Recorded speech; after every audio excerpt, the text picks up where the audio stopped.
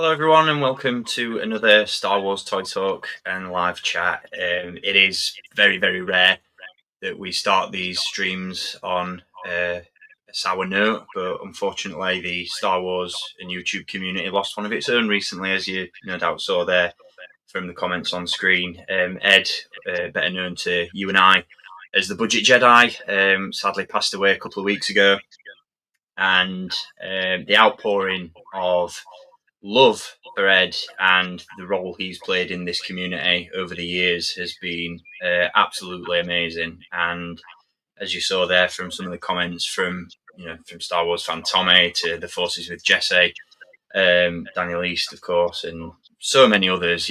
Ed was a creative powerhouse. If anyone has been on YouTube for any period of time, then you know that Ed was just so creative, so ingenious when it comes to not just collecting but diorama building. Ed practically defined the word world building, and was just such an inspiration to so many people. Hints and tips on how to create props for your figures, and like I said, just the most incredible dioramas.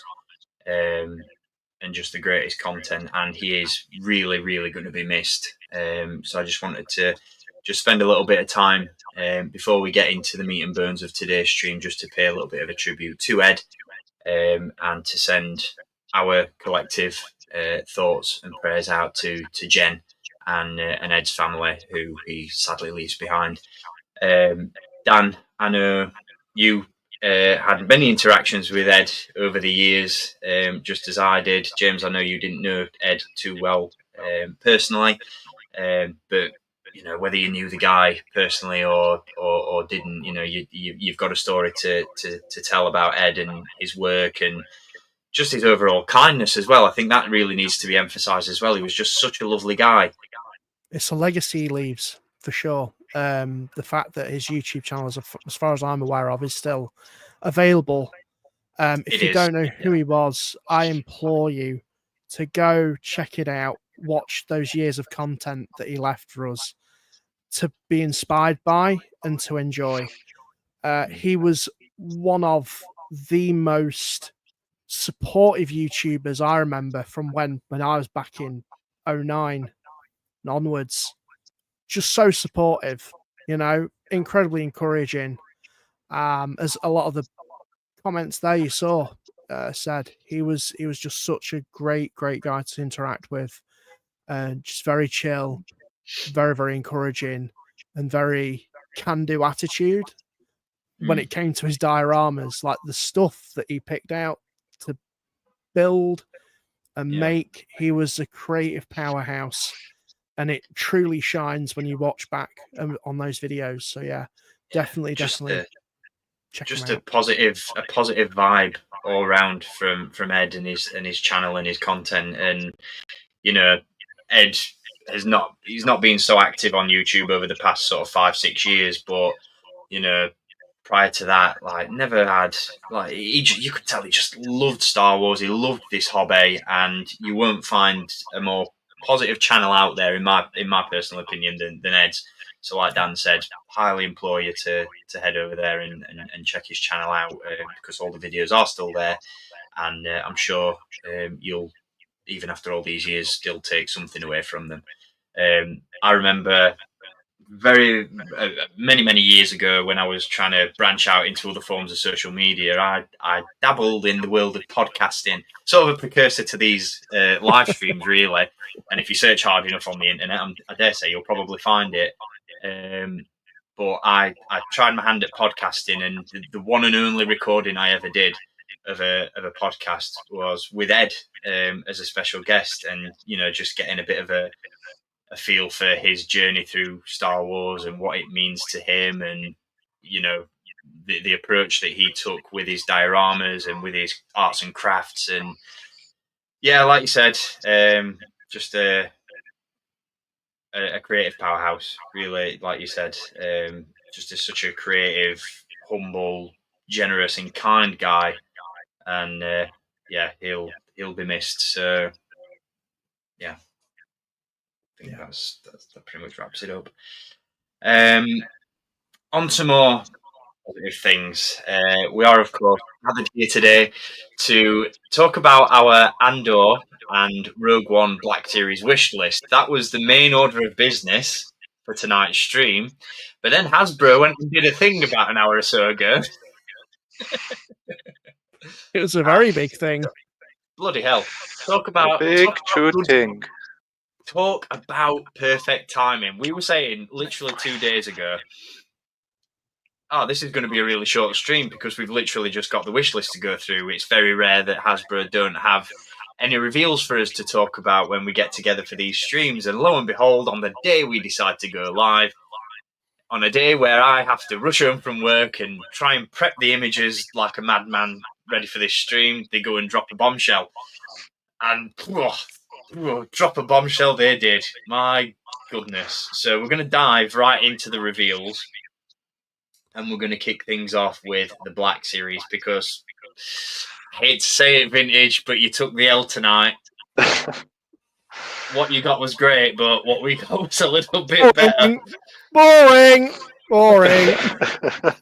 So let's just, if we may. Yes. And just to, bring it a little bit back to a serious note, how fitting as a tribute is this to Ed? 100%. Which we're going to get to. But crikey Moses.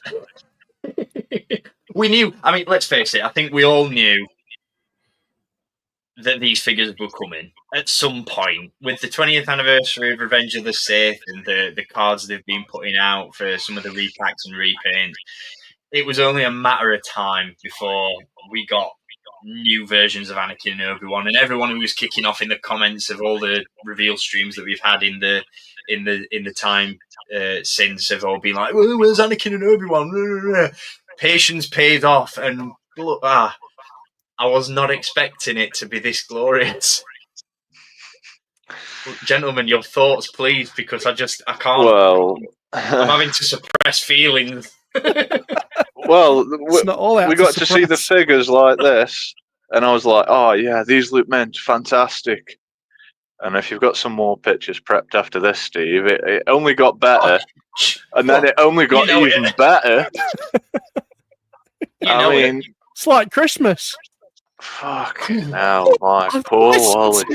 Bro, Jesus, what? I honestly thought, I thought, given that this pull stream was called "I Am Your Father's Day," I thought this is perfect timing to reveal a brand new Episode 3 Anakin. And I thought we were just going to get it on the Revenge of the Sith card, and it was just going to be. But yeah, it's great figure, great card, fantastic. Finally, they've listened to us. Boom! Fucking have that. Mic drop. Do you know what I was thinking it was going to be? I thought it was going to be a redo of Bespin Luke with Vader, but similar to this, with like a diorama of "I Am Your Father," because obviously it's "I Am Your Father's." Yeah, I think whenever Hasbro and Star Wars come together and start promoting Father's Day, I always have flashed that bloody 30th anniversary collection card gift set thing. Oh, how fortuitous! That Dan prepared earlier. What bad boy? Fucking hell! What a blast from the past. Whose backyard did you dig that out of? Hey, got it for a bargain on eBay, and I did a little video on it on my YouTube channel. So there we go. I thought we were just going to get something drab like that, and then they went and threw that curveball at us, and just completely suppressed. I can't get rid of you, Dan. Bloody hell! There we go. He's gone. It's all right. Yeah. Mustafar panning droid, platform, biggies. Oh, it's just so good.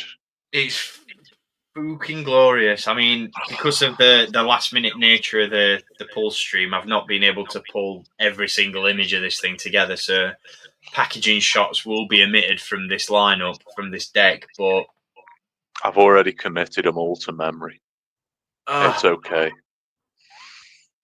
I can't believe it.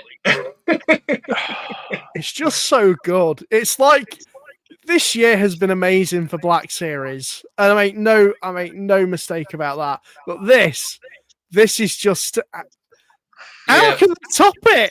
How can they sloppy top it? They can't. It's superb. The fucking texturing on the clothes on his arms. Did you guys see that when they were revealing him on the stream? With the hands, you can actually see like the cotton material that they made his outfit from. Yep. Unbelievable. It looks so good. I'd have happily just taken a newly tooled Anakin and been content. But yeah, that's what I mean. It's like every little stage. It's like they brought the two figures out, and I was like, oh yes, finally. Yeah. SDCC exclusive. It's like, well, it's just going to be packaging then, because that's all they've ever done is exclusive packaging or the odd accessory. Yeah. Like, oh, and then brilliant. they went and showcased this. Then they just showed the platform, and I'm like, oh shit, no way. And if you caught it early on, a lot of the pictures were using the alternate head for Anakin before they said they were coming with extra stuff. So I was like, well, that's coming. And then they showed that other fucking droid. And then there's another head for Obi-Wan, which I didn't expect, because it's such a minor detail that his hair goes all crazy by the end of the fight. Yeah. I never expected them to go, you know what, we'll make an extra head sculpt just for 3 little flicks of hair. But peak Hasbro. Oh, man. Absolutely, Pete. This is hands down one of the best Black Series products they've ever done. It's not just the best product they've done, it's the best reveal they've done. This puts, if we look back at that HasLab Rancor and how pathetic that reveal was, this absolutely demolishes that as a reveal. Because it was literally like, here's this thing. Here's this little thing we've put in as well. We've also thought of this. Oh, and you know what? We're putting in the panning droid and the actual platforming as well. And you know what, guys? The only cardboard part is the box. Bosh. Do you know what they should have done as a HasLab? Recreated that Mustafar playset from 2005, the great big volcano thing. Oh, bloody hell. I had the Indiana Jones playset there and I could have shown it off, but it's all the way back there. Oh, you need to get the Mustafar one and do a comparison review, mate. That's what you need to do. That's what we need to do. Absolutely. But bloody hell, I mean, yeah, I just can't. There it is. I mean, that's just fucking cool. Beautiful. Oh, man. Ball joints on the hands as well. Yeah, the only thing missing is just that little bit of weathering for me, is just like all the soot and the dirt from... I was thinking that, yeah.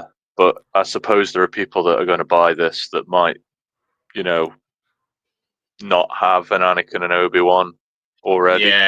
Yeah, so you don't want them to be too scene specific, I suppose. Yeah, that makes sense. Oh, it's powders out. Come on now. All them lightsabers as well and the Force hands. Yeah. And then the images that cinema. I would love to get those printed out. Like printouts of them because they're fucking beautiful. Oh yeah. Even that promo image of the hands like doing the Force thing, like it just made it look so good. And I was saying to James before we came on air, like I will definitely be displaying this with the lightsaber swooshy effects and I've never used those because every time they've packed them in, I've just been like, nah. But it's only appropriate for these, I think, because just to recreate that, you know, I'm going to try spinning because that's a good trick. Like, oh my days, just absolutely. We're just going to go through the cycle again because I'm just absolutely blown away. Like, arguably, like Dan said, best reveal ever. Putting some people's minds at ease because I've already seen so many people worried that it's going to sell out and furious that they've made Anakin and Obi-Wan event exclusives. They will come out in mainline. They will, if you know where to look online and what lists to read. They're planned for, I think, the last wave of the year in normal boxes, but I bet you £1 to a pinch of pig shit, they will not have anything other than lightsabers. Yeah. So everybody always asks for stuff like this. So this is your chance now, Black Series collectors. Put your money where your mouth is, get your hand in your pocket, and get this on your shelf. And support it, because... So, this is the one thing I didn't quite work out. So, because it is a San Diego Comic-Con exclusive, will it be made available on Pulse and other places, or is it? Yeah, it should be, yeah. Seth has just confirmed in the comments that the set is also confirmed to be going on Pulse after Comic-Con. So, yeah, bosh. Yeah, Darth Maul speeded it as well, so... Yeah, that's also on clearance at Star Action Figures, so you never know. Cross your fingers. Yeah, man. I'm not taking that gamble. I'm not taking the gamble. I'll buy one. Clip this, and we'll see you in 12 months. Yeah, when I'm sat here saying, look what I just got from Wayne at clearance price. Boom. Only paid 30 quid for it. Oh, well, I'll pay full price for one, and I'll have another for next to now. That'll suit me. Absolutely. Yeah, 100%. Let's have it. Oh Christ on a bike. Just beautiful stuff. I mean, I've got $110. I thought that was going to be 150.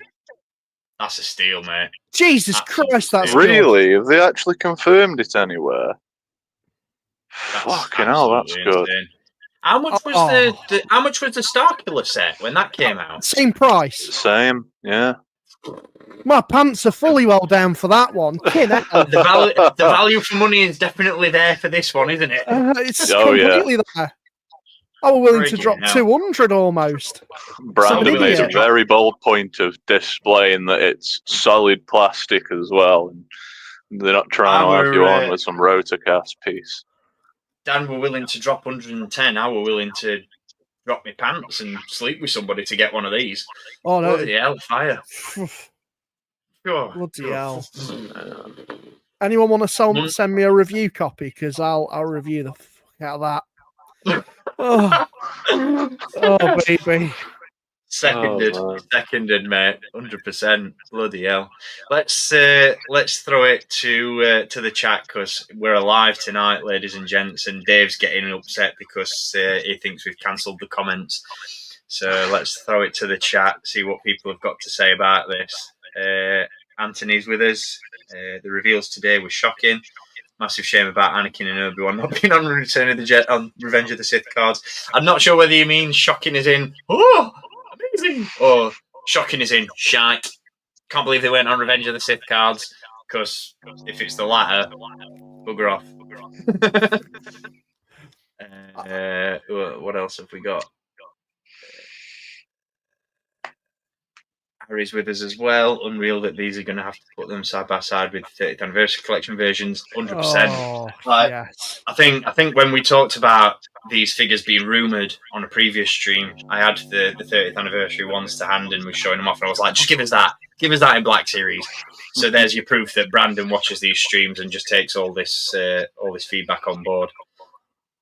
I've got to say, whoever it is, I know it's a group effort behind the scenes, but whoever it is, like specifically, that sits at a table, that comes up with the ideas for figures, the combination of which ones are in a wave, and then things like this where the details actually matter and you can see somebody's sweated over it. Yeah. Like, more of that, please. Whoever the clowns are that come up with the crap, the peg warmers, the stuff that got shot. Holiday specials. Fuck them off, please.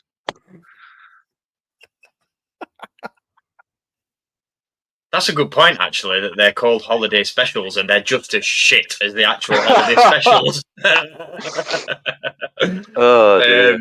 Yeah, for those who may not know what we're talking about, they did obviously reveal some Halloween figures at the end of that stream, and thank God I don't have the press images to showcase them. Because unfortunately, they're so disgusting, we wouldn't actually be allowed to show them to an audience today. Yeah, I mean, we like to drop the occasional F-bombs on these streams, but the language we'd have had to use to describe those figures would have been stinky. Yeah, very stinky. It's nice to see that the feeling is unanimous about these ones there. Oh yeah, very cool stuff. Sea Lion Studios. Well done.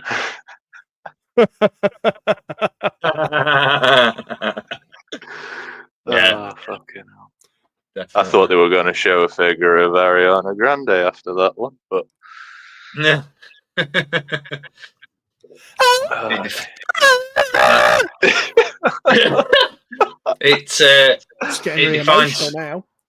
It defined something. Did that reveal? Yeah. I tell you. Not sure it was gravity, but it was fucking something. Yeah, Christ. We could just spend a full stream just talking about this beautiful piece of plastic, but we're not going to because we've got other orders of business. But take a bow, Hasbro. Take a bow. Take a bloody bow. Continuing that momentum, though. I'm equally as excited about this, to be fair. Yeah. Oh, yeah. Straight in the basket.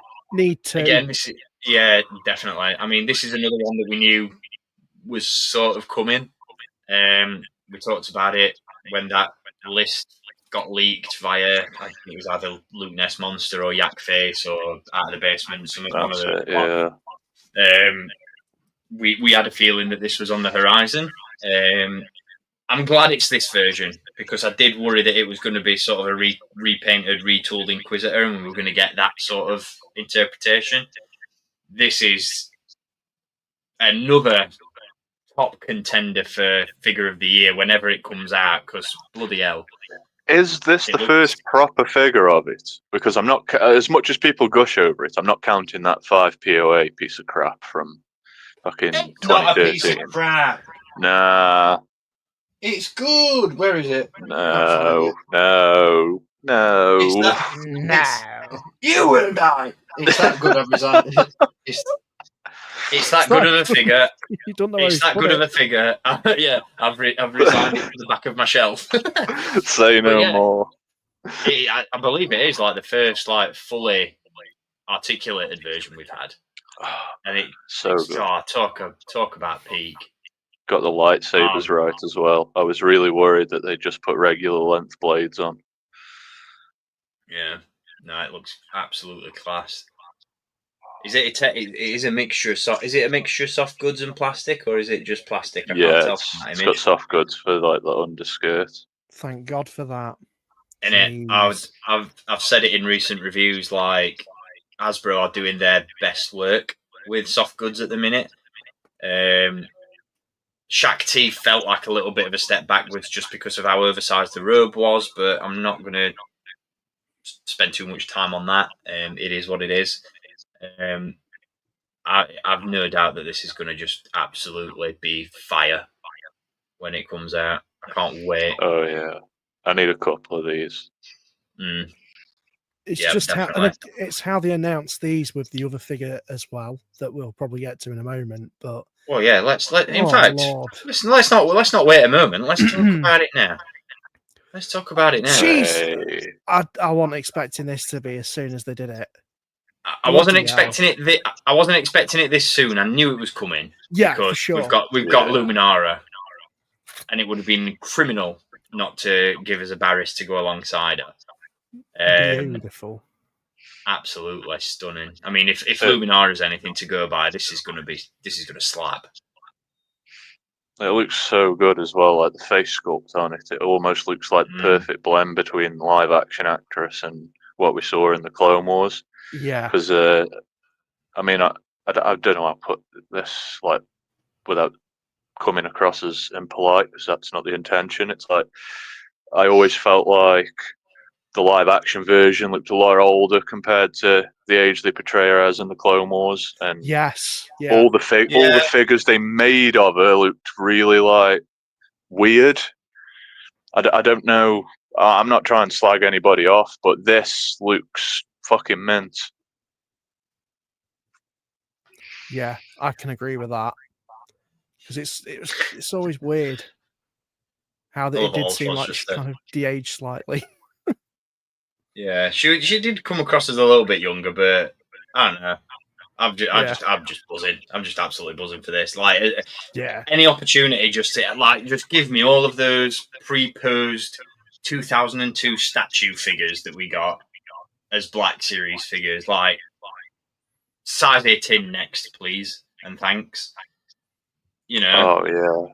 Just go through that Attack of the Clones collection of figures, and just give us every single Jedi that they did in that line. Not just the Jedi, but the younglings as well. That'd be awesome. Yeah. Oh yeah, that'd make for a fun display. Yeah, it would with Anakin and the Youngling Slayer 9000. Yeah, absolutely. 100%. Let's have it. But oh God Almighty, I'm just blown away. They've just dropped some absolute bangers on this stream. I'm going to have to. You're gonna have to. I'm gonna have to be the. No, I'm gonna have to be the one that is greedy in this situation, because I'm so happy that we've got the figure, and it's great. But if you could have just taken that hood off, if the cape was attached to the hood and you could have taken the hood off, and then maybe she had Ventress's lightsabers packed in with her. Oh. You know, 2 for the price of 1, maybe. Ooh. We can dream. Yeah. It's not going to happen, but we can dream. No, I honestly, if they hadn't have bought it out with the temple guards, I wouldn't have had the thought. Yeah. But yeah, maybe somewhere down the road, eh? Absolutely banger reveals there, to be fair. Like, yeah. Incredible. Oh, I think, like you said, this is going to be one of those exceptions to the rule that I'm going to have to pick up 2 just to flank either Barriss or Ahsoka on my shelf, because just like I talk about it all the time, but shelf presence, that's a display on its own, isn't it? Yeah. Yeah. Oh. Luke has joined us in the chat as well. Hi guys, finally they've done it. Can't believe it's an upscaled Mustafar jewel piece. By God, this is a Pulse exclusive. If so, what are they going to charge? I think we were just talking about it before you joined us, Luke. It is Pulse exclusive following Comic-Con, and then I think $110. So I would imagine that's going to translate to about the same price over here for us. So not a bad little deal. What else did we get Black Series wise? Just going through the deck. Let's have a nose. Oh, we've only got one more Black Series reveal. I feel like it's a little bit underwhelming compared to the other 2, but it's still nice to see. We knew it was coming as well. Rumoured for a while. Yeah, happy for those that want it is all I'm going to say on this one, because I didn't pick up the exclusive. I've resigned myself to the fact I'm never going to get one until Star Action Figures get it in at clearance. I think that's highly likely, mate. Yeah. I think it's still available on Pulse, so... And you know what? I'll make the case that just for the sake of having this as a loose piece in my own collection, it makes more sense for me to pick this up because it's in colour rather than the desaturated black and white version. It doesn't come with the droid and it doesn't have the wide cape that everybody raved about and all that sort of stuff, but droid's coming. Still, yeah. For me, the biggest thing that piqued my ears up was the fact that they said, "Oh, we've got Star Wars Visions on the line, like on the box." Yeah, and then it's number 1. And then they mentioned about other animation. So, is this going to be purely Star Wars Visions? Let's have Aardman Black Series figures. Well, not just the Aardman ones, but I thought like it tells the Empire those sort of piece of media. I don't know, but I guess little tickle in the undercarriage. I suppose they'll just release them all under separate umbrellas anyway. I'm assuming it says Star Wars Visions on that blue banner. Yeah, it does. Anything to use another shade of red or orange. I kind of prefer this to the black and white version that come out, I'll be honest. Yeah. I'm not the biggest fan of wired soft goods. I'll be in the minority, but to be honest, half the time, I think people were just like too excited about a new figure when they were all getting that in hand. And they're like, "Oh, this cape's so goddamn awesome!" It's like it's got a fucking pipe cleaning through the back of it. It's the thickest, plasticiest covered wire I've ever had to play with inside a fucking robe. It does take some. It doesn't hold its own weight. That's why companies just use really lightweight wire. I mean, it's great that they did that for an exclusive. It's great that they decided to engineer it that way. But I think this is a better figure. Landspeeder Luke has joined the chat. Have we seen a Black Series figure with this much dynamic movement in the sculpting, and wonder if this will be a staple of the animation line? I don't think we ever have. This is easily, like, I'm going to say it, the most dynamic figure I think we've seen in the Black Series.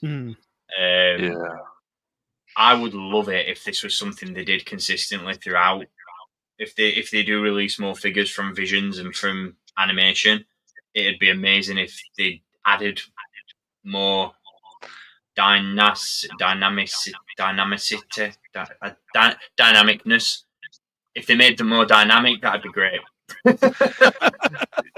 Yeah, I agree with you there. That's a very interesting perspective, because it's very easy for Hasbro to just take the characters from the different shorts and make them fit in the Black Series. But considering, in the Ronin episode, you never see his robes not flowing in the wind, which is why they're sculpted that way. Could we see other characters? I forget the character name, but it's the first short in Volume 2, and the animation is 3D but very paintbrushy, and how it's done. Very colour splotchy, like watercolour. Maybe that, incorporating something like that. So yeah. Oh. I think they've got to be doing more, though, haven't they, than just Ronin and his droid? Yeah. I mean, I've been crying out. I do like that. I do like that Luke just said there. I don't love having that much movement in the standard figure sculpts. What if I want them chilling? Like, come on, man. There's enough figures in the Black Series that are chilling out and just stoic. Yeah. Like, this is let's just have this one. This is different. It's nice. It's cool. Let's enjoy it. I love it. It's like I say, it's just so different. I think it's one of those things as well. I think even when Visions first came out, like, I don't think many of us had it on as bingo cards that we were going to get Black Series figures of these characters. So this is just cool. Luke says, "What if he's just waiting for the buzz?" It's windy. It's windy. Now he's waiting for the buzz in Britain. That's what's happening. That's a version of the Mandalorian I'd want. Waiting for a Star Speeder. Yeah, so you can display it with the actual Star Speeder when we get it. Yeah. Solid Black Series reveals, to be fair, like across the board. Barriss, Jedi Temple Guard, Anakin, Obi-Wan, and then this chap. I'm going to ask the question, but I know the answer. Favorite reveal? Get out of here. You silly sausage, you. No. I have to ask, though. You could shock me and say, oh, the fucking mummified Royal Guard look mint. Oh, God. Yeah, we're not No, we are, Steve. I'm just going to fucking say it, right? They did that stupid Night Trooper. That fucking stupid mommy Night Trooper, but they couldn't do Commander Mayday from the Bad Batch. There you go. Come on. Matt's favourite reveal. He was reading it out. He was reading our minds. I love the shit paint application on that Royal Guard. On the fucking what's on his mask? Is that what it is? It was meant to be a skull, but it's really badly painted. It's like the airbrush were just... Finished. You'd have to. I'm not being funny. Like, I know, bless him, Brandon tried to sell those things, but you'd have to pay me to have them in my collection, if I'm being honest with you. Yeah. And you couldn't pay me enough. They're good for one thing. They're good for one thing. Custom fodder. Fucking recycling. That's what they're good for. That's literally it. You need something that just want to make something, just use that as a base body, cut it to shit, slap some 3D printed bits on it, done. I'm going to put money on right now. We're going to see that new Chewie and that new Han as fucking Shaggy and Scooby-Doo next year. It's just the way it's going. It's just the way it's going. Jinkies. It wouldn't surprise me. Like, I'm just trying to think of stuff that they can do. Oh, that should be that's another live stream in and of itself, isn't it? Black Series Holiday Special Wish List. Yeah, when we run out of fucking ideas, mate. Yeah. Jesus. Just get them in the den. Dear me. There's got to be some contractual reason for it. It must have something to do with Walmart or Target needing a certain amount of exclusives in response for, we'll stock your product, but we want these. And people probably moaned too much that all the good stuff was getting made exclusive, so they were like, right, we've got to give you shit, but in order to do that, we've got to make shit. It's that, or it's in someone's contract who works at Hasbro's, like, I will come and work for you, but you have to let me do this. It's probably Patrick still working off in the shadows somewhere. Like, oh, God. Somehow Patrick returned. Fantastic. Absolutely wonderful. Oh dear. Whoa, spooky. Spooky ghost. Well, Jesus. Moving on into the realm of TVC, because there were some, funnily enough, vintage collection reveals. Not that you'd guess. Nah, do you know what?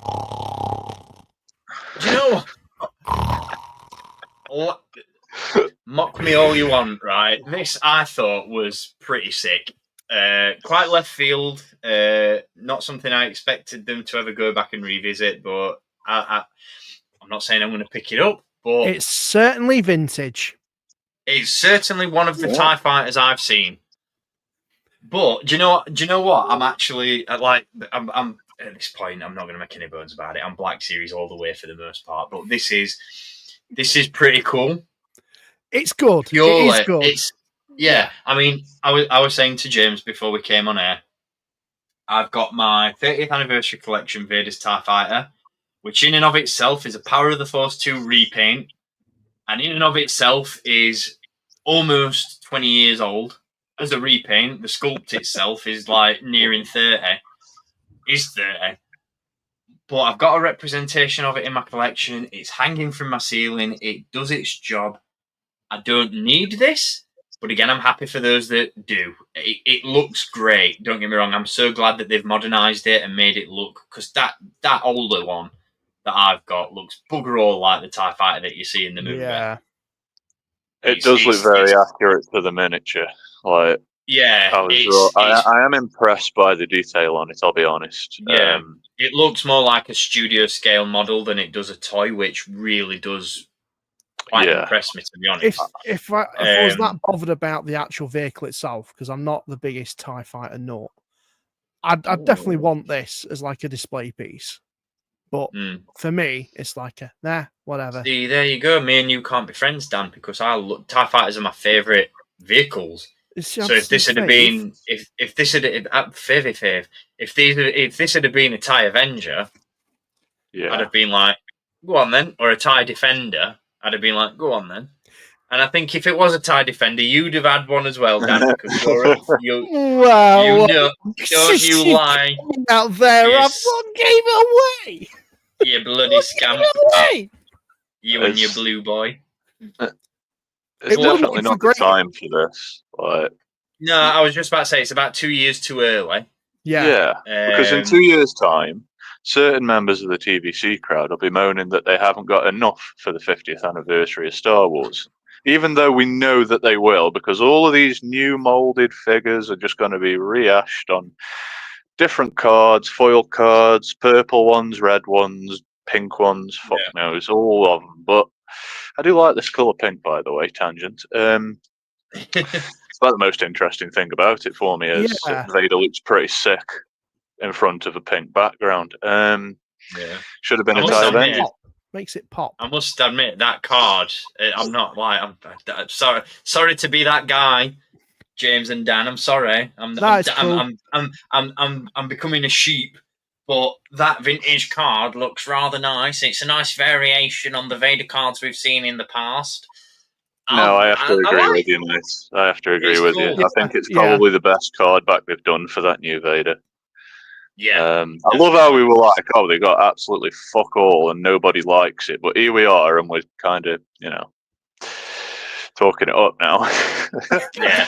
No, do you know what? Like I said, I'm all for this. Whether maybe at some point I might get one. If I see it in Forbidden Planet sitting there and I've got a spare bit of cash in my wallet, I might think, oh, do you know what? Go on, then I'll treat myself. The thing that really sells this to me is the battle damaged wing. The fact that you've got the option to swap that out, I think that's genius. That's fair play to Hasbro on that one, because that's pretty some cool. Real good attention to detail that I really appreciate as well. Yes, and the fact that they've actually gone into the archives, they've looked at how the wings look, because that's the one thing with TIE Fighters, they've never quite got the detail on the wings right, and that's something they addressed in that live stream. Was the fact that they have actually had someone go out, look at the prop, come back, and just go to town with it. So, yeah, you know, proper happy for those that really want this. I'm not too fussed about it. Maybe if I was more of a 3/4 inch figure collector, I would be. But you know what?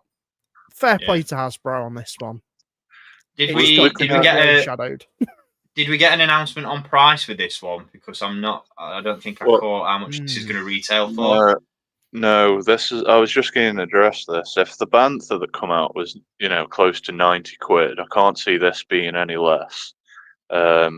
See, that's the thing that does me with vintage collection at the minute. Like the price point for whoa, bloody hell, bloody hell. I don't think so. What? Nah, that's a Brown Town push down, isn't it? Take that away. Is that legit? No. Yeah, that's more like it. That's more like it. I'd buy that for $1. I'd have two. I'd have one in the box. What would really wind me off about this if I was like fully like hardcore collecting vintage is that's blowing my mind, that. Considering that the current theme is return to Tatooine and everyone, I mean, it might still happen, but let's just say we get to the end of this year and they finish this return to Tatooine thing and there isn't a do-back, which everyone's asking for. Like, somebody's made a conscious decision to produce this over there. Yeah. Which is fine, it's great, but it could have been timed a hell of a lot better and just worked in more conveniently. Yeah, I was literally just about to say that. They should have surely, like, with the return to Tatooine theme, a dewback or something that ties in with Tatooine. A Ronto, yeah, absolutely. Yeah. Would have made so much more. Maybe a Luke Skywalker desert sports skiff would have been just. Are you talking? Just peng. Just repack it. But yeah, timing's off. Great reveal. I mean, for vintage collection diehards, like you said, this is mint stuff. This is peak vintage collection, as far as I'm concerned. But obviously, we just don't dabble in that realm much these days. Yeah, I just can't get over that price though. $139.99. I am still like, pardon me, like Boomer Steve's incoming now, because I remember when Star Wars vehicles were £20. Yeah, and I find it very. August. This is what I mean, and I find it so hard to. I mean, I know the E-wing was pushing what 100. Yeah, about 110, weren't it? Something like that. I bought it, but I don't remember. It weren't double figures. I know that much. No. Yeah, I think it was 110. I only bought it for the figure, though. I fucking swiftly sold it. Don't you worry. I have standards. Well, that's what. But do you know what I mean? Like, that's the thing that does me with vintage collection at the minute, and that's why I always get the question, and I'll talk about it a bit. I always get the question, why have you switched out 3 3/4 inch for Black Series? And truth be told, I haven't. I still collect the 3 3/4 inch stuff now and again. I still pick it up. Yeah. Just not as religiously as I used to. I've got new figures in the collection. I've got new vintage collection figures. I still buy them now and again. I haven't done a complete switch. It's just that you'd get that impression from like my YouTube videos, because I only tend to review the Black Series stuff. And that's mainly because it excites me more at the moment. I've talked about it enough that I'm not going to go into detail, but I'm not against vintage collection. I'm not a 6-inch purist by any stretch, you know. But for me, like, one of the kickers with vintage stuff at the minute is that it feels so premium. These aren't, you know, like Black Series figures. Yeah, 25 quid's a lot of money to swallow for one figure, but it's 6-inch in scale. It's a bigger canvas for detail and all that sort of stuff. With vintage collection stuff, I'm sorry, but I can't justify 140 quid for that. Not a chance. The only thing that would just about justify it for me would be if it came with lights, sounds. Yeah, this is it. A display stand. Yes. Because why doesn't this come with a display stand? Yeah. Yeah. I'm like I said, I'm stuck in the past. I'm at that age now. Yeah. I'm in my mid-30s. I'm approaching. You know what I mean? I'm 1 foot in the grave at the minute, so I'm still stuck in my ways that 150 quid should get me a big Millennium Falcon. Yeah. No, but because that's what I paid for it. I paid 40 quid for my ATTE, for crying out loud, brand new in 2008. Where's that time gone? I know inflation's a thing. I know Trump's the president, but what the fuck? Come on. I can't cope with this world. It's too much for me. It really is. It makes me sad. But this is nice. The price is just bollocks. Yeah, the price is poo. As you know, I only dip in and out of vintage collection for certain things. But yeah, same. My biggest wish would be, I mean, I'm saying this as the guy who's bought all the fucking Mando stuff, but I would love to see a time where the vintage collection isn't stuck in fucking 2019 or 1977. Yes. Can we get a bit more? Because I think, Steve, when you were saying about your content being predominantly Black Series, the first word that came into my head was variety. You can get your reviews are much more, various different characters. I don't think we see that in vintage very much these days. Over the years, historically, with 3 3/4 inch, yes, all the variety, but that is slowly withering away. It's a testament to that, because remember the stream that we did with those? I think, was it the last one we did when we had Agent Callus revealed for Vintage Collection? Yeah. I don't know whether it was the last one, but it's a couple of streams back. Yeah, recent, not too far, recent. And we had a Sarge Ventress, and it's like how hyped we were for those. For the most part, it's like, yeah, cool, really on board for those. But then when it just comes to the original trilogy, like, I'm all for original trilogy, don't get me wrong, not original trilogy hater whatsoever. But it's just give me some variety in Vintage Collection, because that's what made me really, really pique my interest when Vintage Collection came out way back in 2012, was it? Whenever it first came back, or well, started rather, not came back. So it came back, it was a bit poo-poo. But when it first started, the one thing that really got me on board as a Star Wars figure collector was like, oh, I'm getting characters that I've not had before, but I'm also getting characters that I've not had before that are a first time. Like, I don't have to pay a premium for it. It was prequel figures on those vintage cards that was the selling point back in the day for me, especially for like us that are of that era as well. Like, to get, I remember my excitement when they announced Commander Cody on a Revenge of the Sith vintage card, and I was like, oh, that's the best thing they could ever do, ever.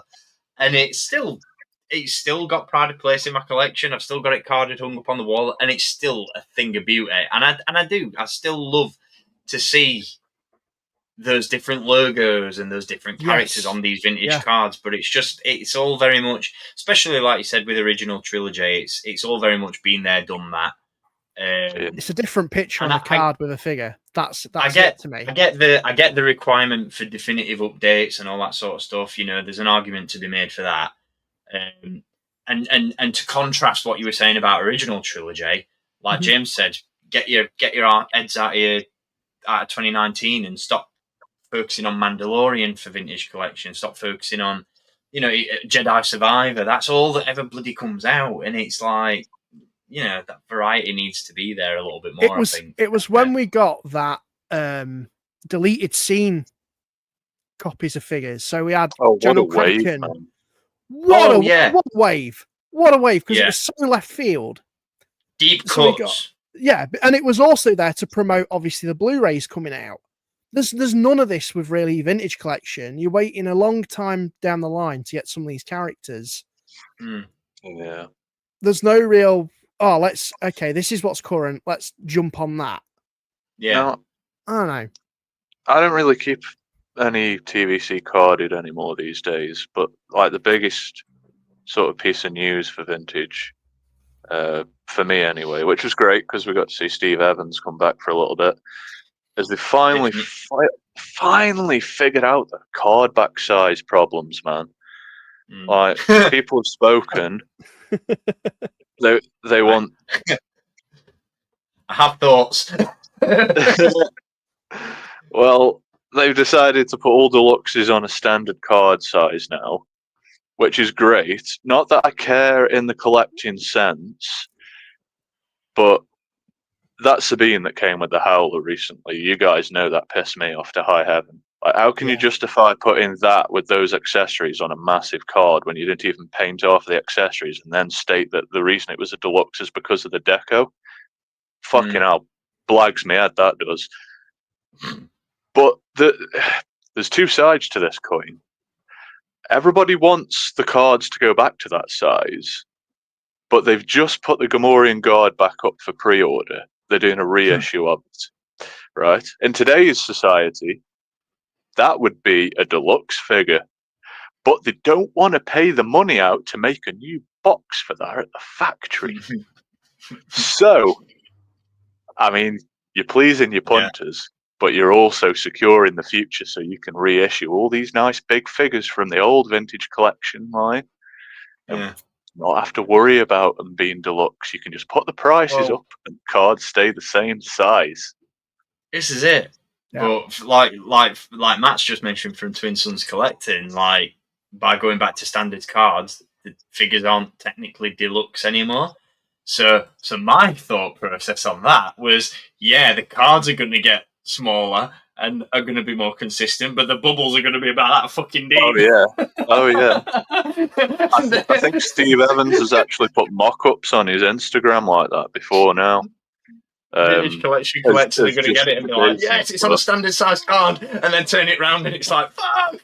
It's literally Homer Simpson with pegs at the back of his head, isn't it? Right, if they don't do like a deluxe fucking here's trash compactor Luke with 7 bits of rubbish, and the image they don't put on that fucking card is like the closest squashed scene from the film, then no, it's like I say, all the accessories and stuff will just be packed behind the figure. So, like I said, the bubble will be about that deep, and then every company that makes deflector cases are going to be like, "Fuck." I think they're just going to obscure the artwork. I don't think they're going to. I genuinely think the artwork will just be more covered, or there'll be very little of it. Or they'll just be careful with the choices of what art they choose. But it's just so convoluted. It's just one of those things where, like, I'm so glad that when it's Black Series, it's either and it's like it comes in a box and the box goes in the bin, so I don't give a toss. Yeah. So if we were on any other packaging grade for 3-inch, specific to the media like it used to be. It wouldn't matter as much because very few people would be buying carded versions. Yeah, precisely. As we digress, on the note of the subject of TVC, there was one more reveal, and we're saving the best till last. My God, this was shown. Andor Rogue One.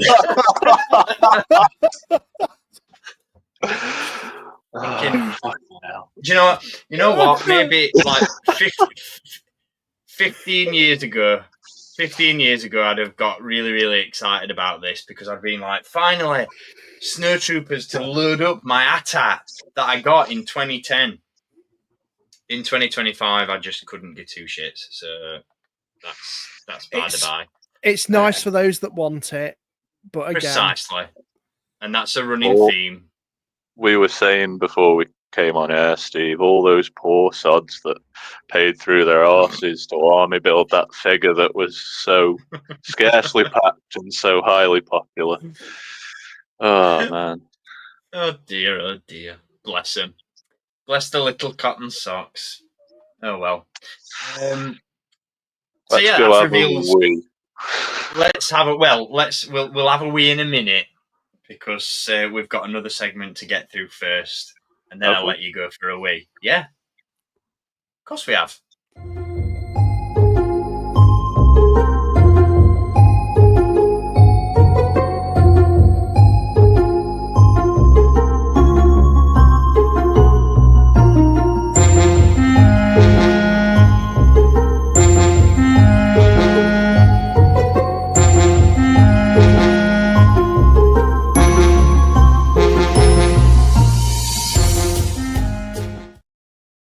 And you say you're the one that's getting on in age, Steve. Bloody hell. I was just about to say, you've been doing these streams long enough that you should know the rhythm by now, Joe. He's reshuffled it all. He's reshuffled it, and I'm here for it. I'm changing things up. Love that. I'm changing the dynamic, the dynamism. Keep the viewer on the edge of the seat, ready for the Andor and Rogue One content coming up in a little bit. Stay tuned. But yeah, what I was going to say was I'd pay 140 quid for a new Sandcrawler. That's an original trilogy product I would buy. But yeah, digressing once again. Recent pickups. It has been a meaty old week for all of us. Well, it's been a meaty old couple of weeks, I think. Dan, we'll start with you, mate, because I have misplaced your slide. Bear with me. He has got the picture, has he? I have got it. I've got the you sent me. Okay. It's just hang on. Okay. Let me know when you're ready, and I'll start talking. Yeah, because you don't have these to hand, so we've come prepared. I do. What I made earlier. You can't see them because they're on my wall, and I can't be able to take them down because my command strips are bitches. But I went to Festival of the Force in York. It's the first time attending one of these events. I saw that there was one in Newark Showground. I actually had some pretty good stuff about that one. So, you know what? I'm going to head off to York because some of the guests were pretty cool. So I met, I always forget actors' names. I'm awful. But the gentleman who plays General Draven, who is also in Sex Education, and that's a really great show. Definitely worth watching. And I had a nice chat with him. So I got his autograph. I got Max Rebo because I was like, I need Max Rebo. I need to meet the guy who did the puppetry for him. And he was really lovely as well. Had a nice chat. And also Guy Henry, I always remember him because he was in Holby City and Casualty. And as a wee nipper, my parents put that on. And you always knew when Guy Henry would come in. I forget his character's name, but he was always the one that gave people a dressing down. The doctors, he's like, you bastard. So he comes in for a couple of episodes, and he's like, he was like Hospital Ofsted, weren't he? He used to come in and be like, this is shit, this is shit, this is shit, this is shit. My mum always gets really excited whenever I mention it because she fucking loves Holby City. So she's like, oh, you were in Holby City, him who played him from Star Wars. I'm like, yeah, he's in York. I'm like, Dan's just met him. She's like, oh, bloody hell. I was the same. Nice chat with him. Alistair Petrie is General Draven. That's the one. Alistair Petrie. He was lovely. Cheers, Harry.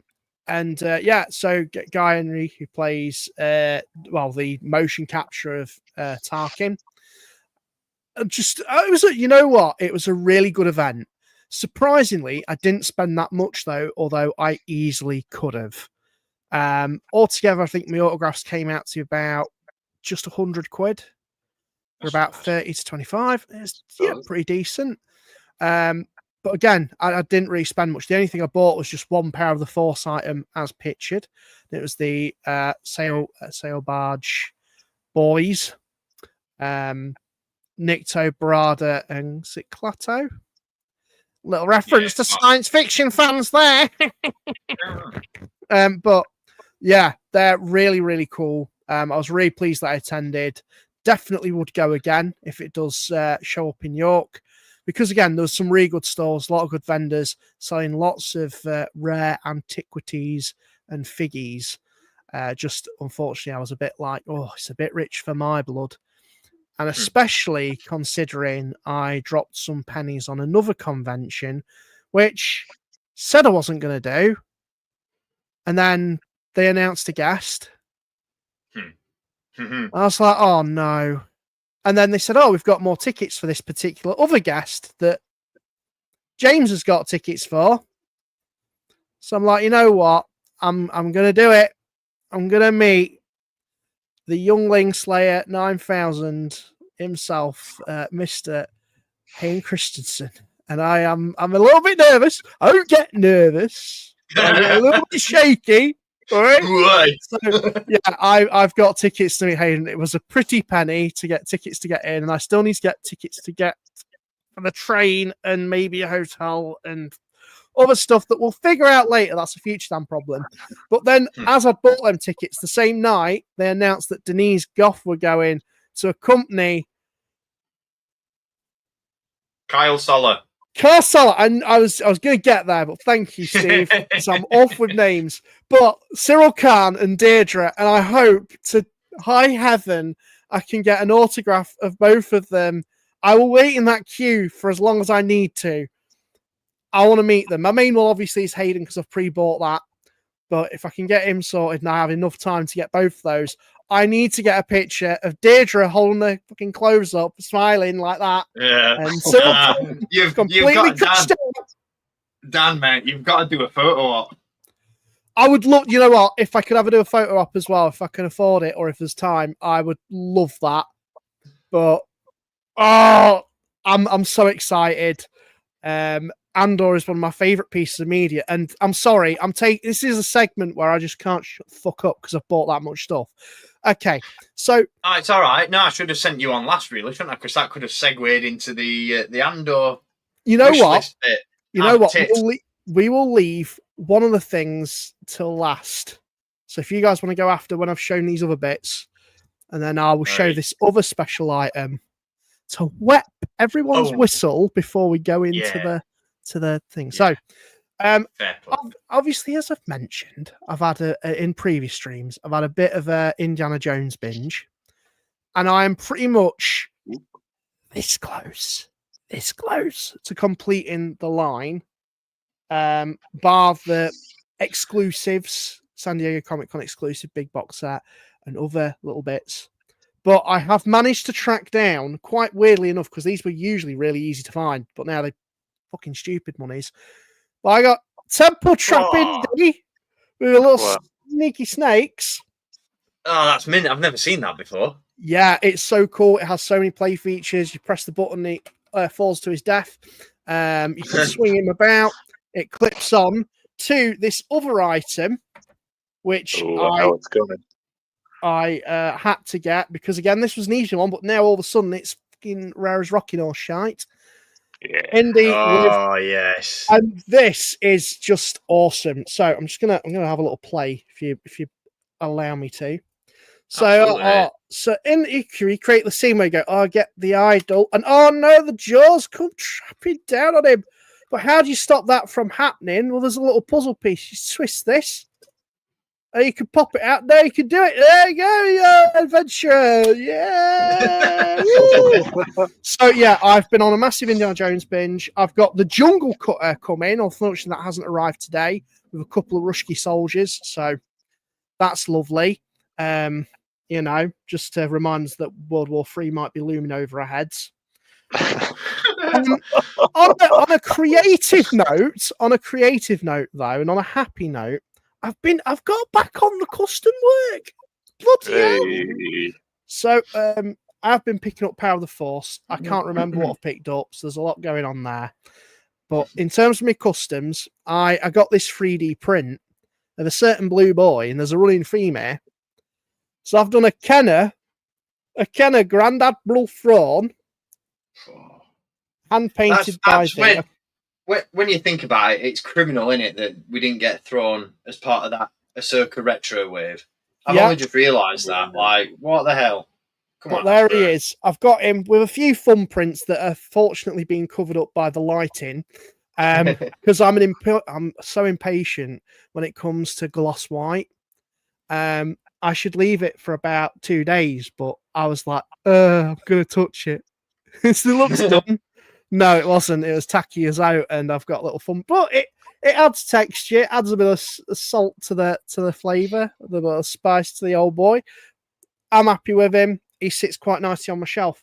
Now, not only that, I did buy a kit, and I had to buy another Grand Admiral Thrawn. So this is probably my 1, 2, 3, 4.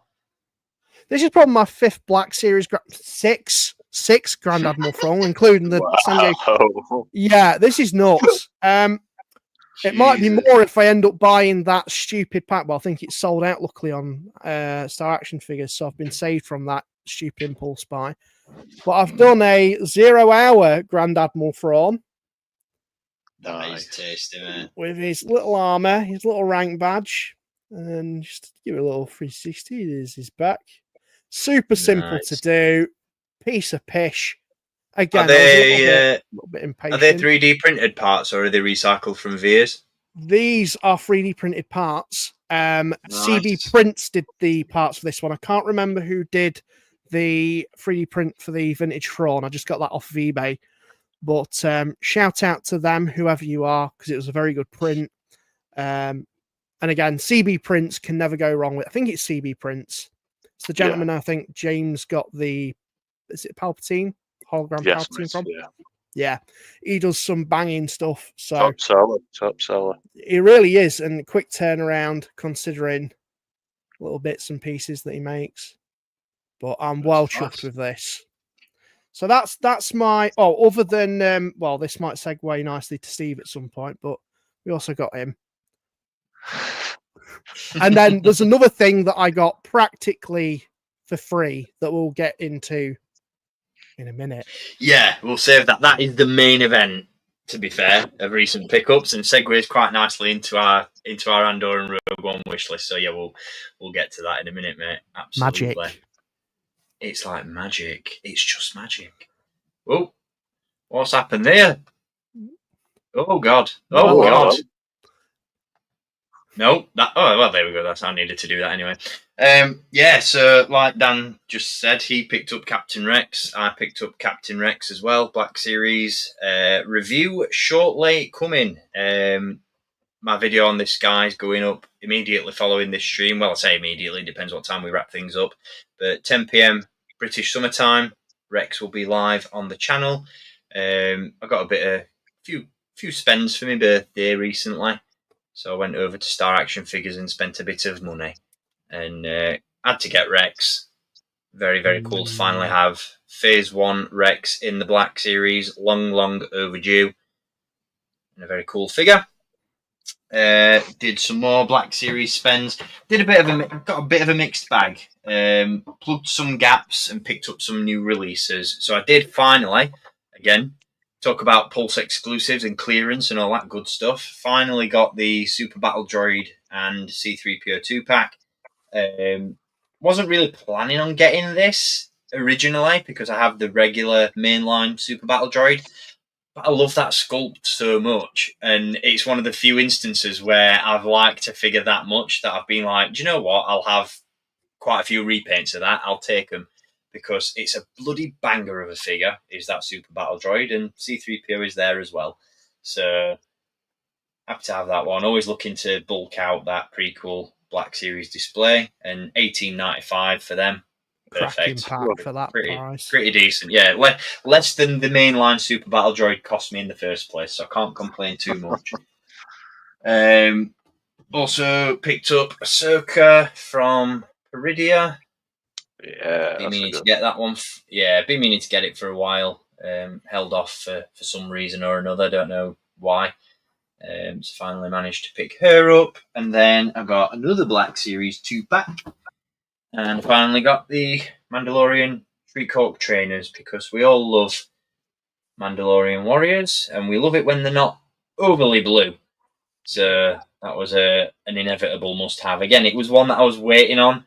Because I thought at some point that's going to get clearanced, but like I said, with a few pennies in the bank, I thought, bugger it, I'm going to treat myself. So those are my Black Series pickups. I made some 3 3/4 inch buys. Shock horror, lovely. But it's not vintage collection; it's Disney Store. So I did get the new R2 DL7A. Celebrating 70 years of Disneyland. I do like my Builder droids, and I like the Droid Factory stuff. And I have got, if you'll indulge me, while I just try and rotate the camera. Dun, dun, dun, dun, dun, dun, dun, dun, dun, dun. This is when the plug comes out. Cracking shelf. Got myself a mini Disney Parks, come Galaxy's Edge, come Disneyland. little display shelf going on, which is going to grow significantly in February when I disappear to Galaxy's Edge. So I don't know where the bleeding hell I'm going to put all them bits and pieces that I get when I go there. Oh, I got Doc Andor. I got Doc Andor as well, and I've got a Star Speeder on, pre-order that I don't know where the friggin' hell it's going to go. I'm probably going to have to put the Star Speeder on that shelf and then put everything that's on the shelf on top of the Star Speeder. Yeah. But be that as it may, you can put the droids in the Star Speeder, maybe. Oh no, my camera won't turn. Oh no. Oh no.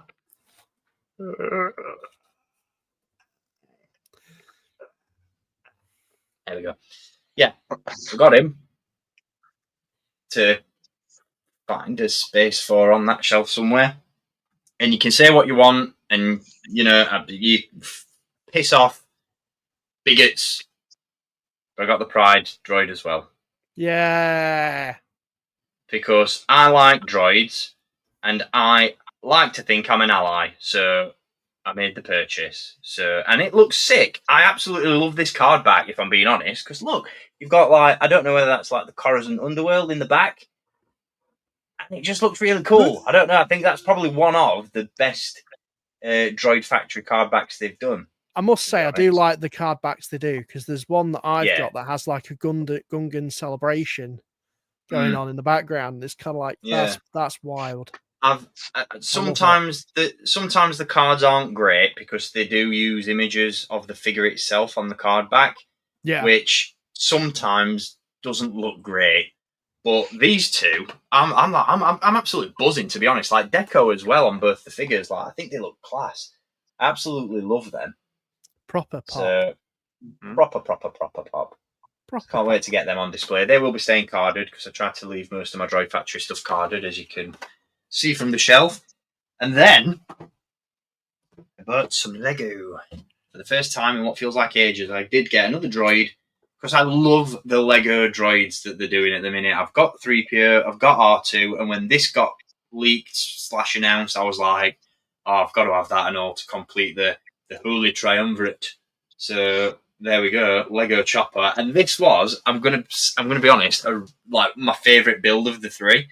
It was so fun to put together, and just such a cool piece. I would pick it up, but being Friday the 13th, I don't trust myself, and I've already broken some Lego this afternoon already, so I'm not going to do that again.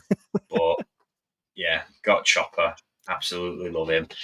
And then to round things off, because like I said, I am disappearing to Galaxy's Edge in February, and I hear it can be quite sunny and quite warm, so I'm going to have to protect my neck. So I bought myself a little hat which will protect me from the sun and stop me from burning. So there we go. Just giving everyone time to screenshot this and for it to go viral, because have you ever seen a sexier man? Don't think you have. So there we go. That's my little haul. I'm a fan. It's still fucked.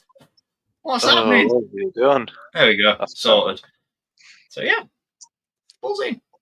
Dave's asking me how I break Lego as well. Well, I haven't broke it. I can put it back together, but I've just knocked a vehicle off my shelf, so I need to put it back together later on. So there we go. James, have you got pickups to hand, or do I just need to? Well, I've got something in hand. If you wanna make me big. Oh God! Words there, won't it? I don't want to make it big if it's in your hand, mate. Bloody hell! Get him up! Come on now. Right. Woof.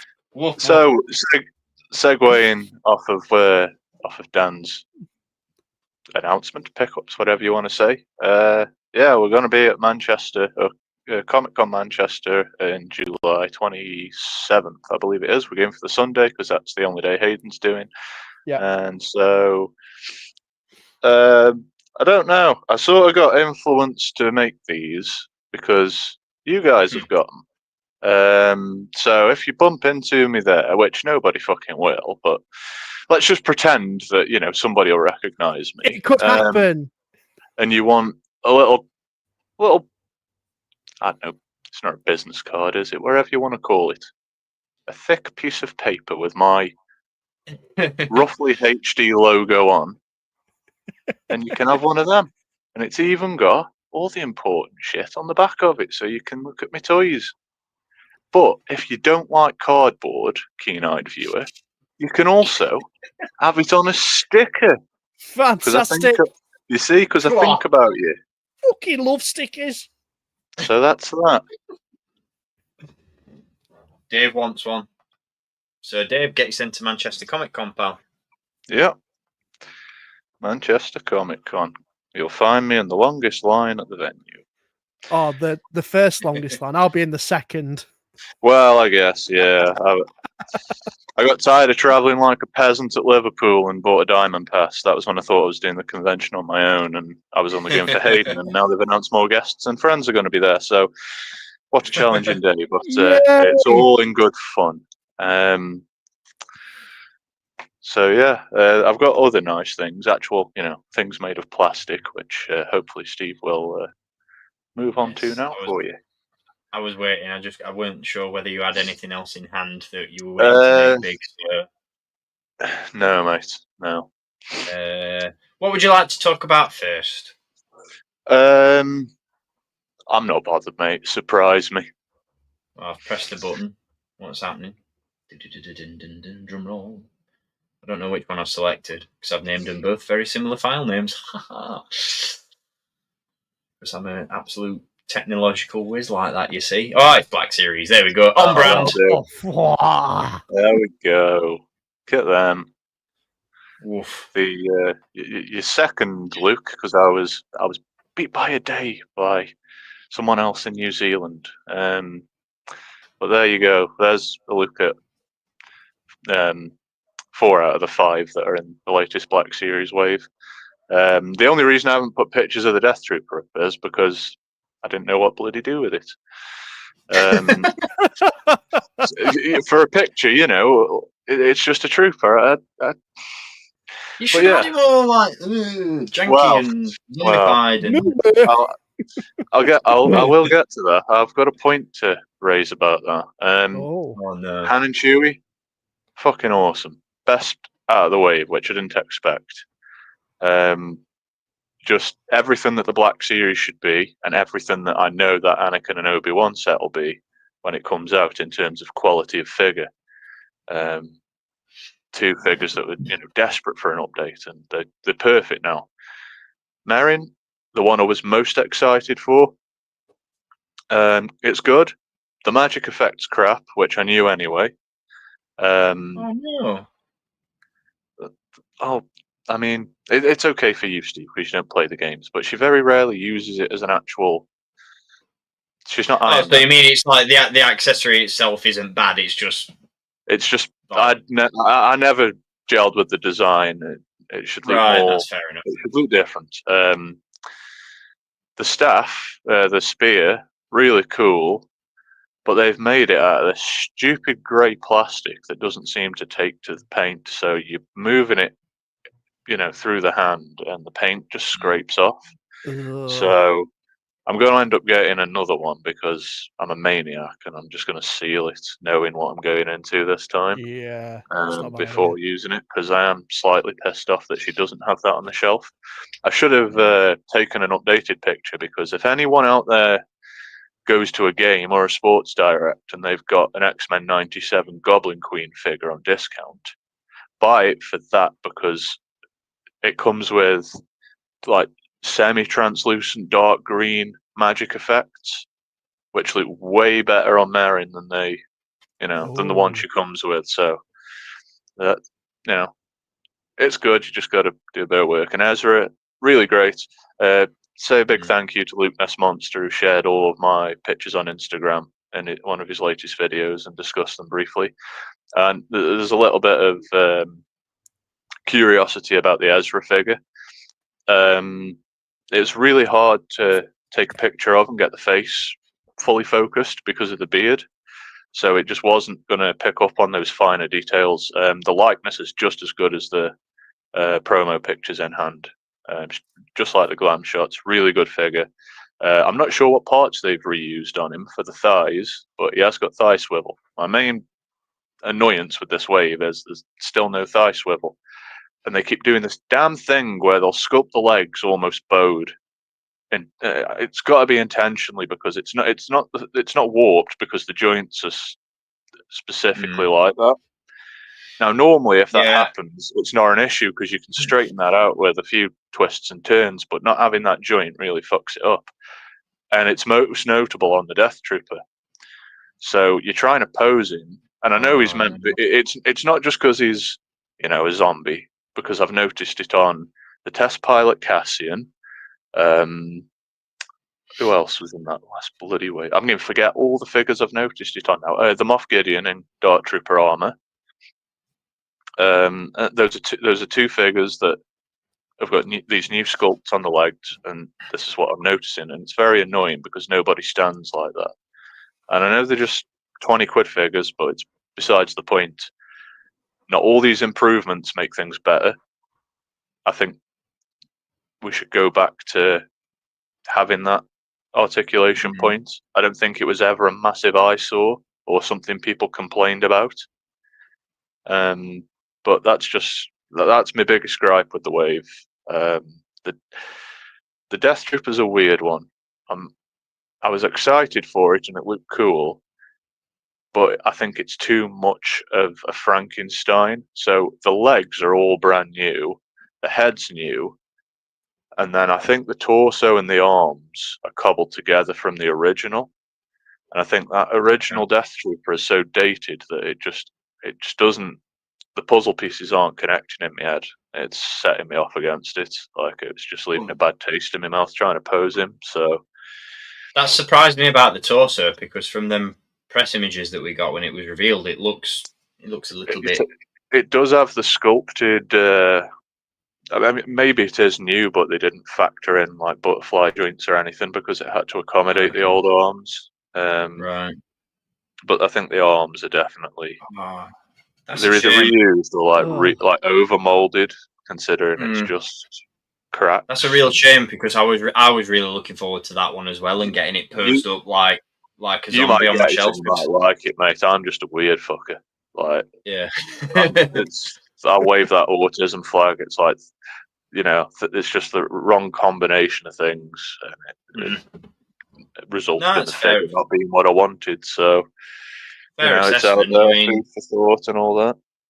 Like the Night Trooper that came in the Enoch 2-pack is one of my favourite versions of that updated Stormtrooper sculpt, because I just love the way that the sculpt lends itself to the character, because you can pose it looking all zombified, and I've managed to pose it up like that on my shelf, and it's one of my favourite figures from Ahsoka overall. So I was looking forward to the Death Trooper for that exact same reason. So to hear that it's a little bit I think you will like it, mate. I hope so. I'm hoping that it's one of those figures where like sculpted detail and everything outweighs what it can and can't do in articulation. So we'll see. We'll see on that one. Yeah, I think you'll get it and you'll go, James was talking utter bollocks. I don't know what he's on about. But yeah, time will tell. Fair enough. But yeah, decent wave. You got some more pickups as well. I am, mate. Swiftly on comes as last fortnight. Yeah, I was just about to say, Chris, look, even Dave thinks you're a posh bastard because you keep buying hot toys. Oh, baby. Well, I had Rex I think I had Rex the last time we streamed, but you might have forgot to put him in the deck. I'm not sure. It's been a while. Yeah, I think I did, because you sent me some pictures of your recent pickups and I just completely forgot to put them in like a prick. So.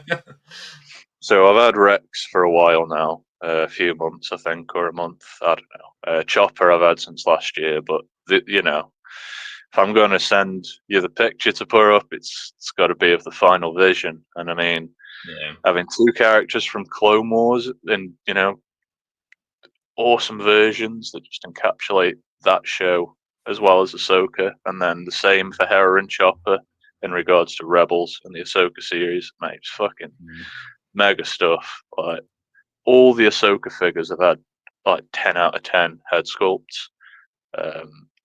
just can't complain at all. I'm having so much fun like putting that series together as they get released.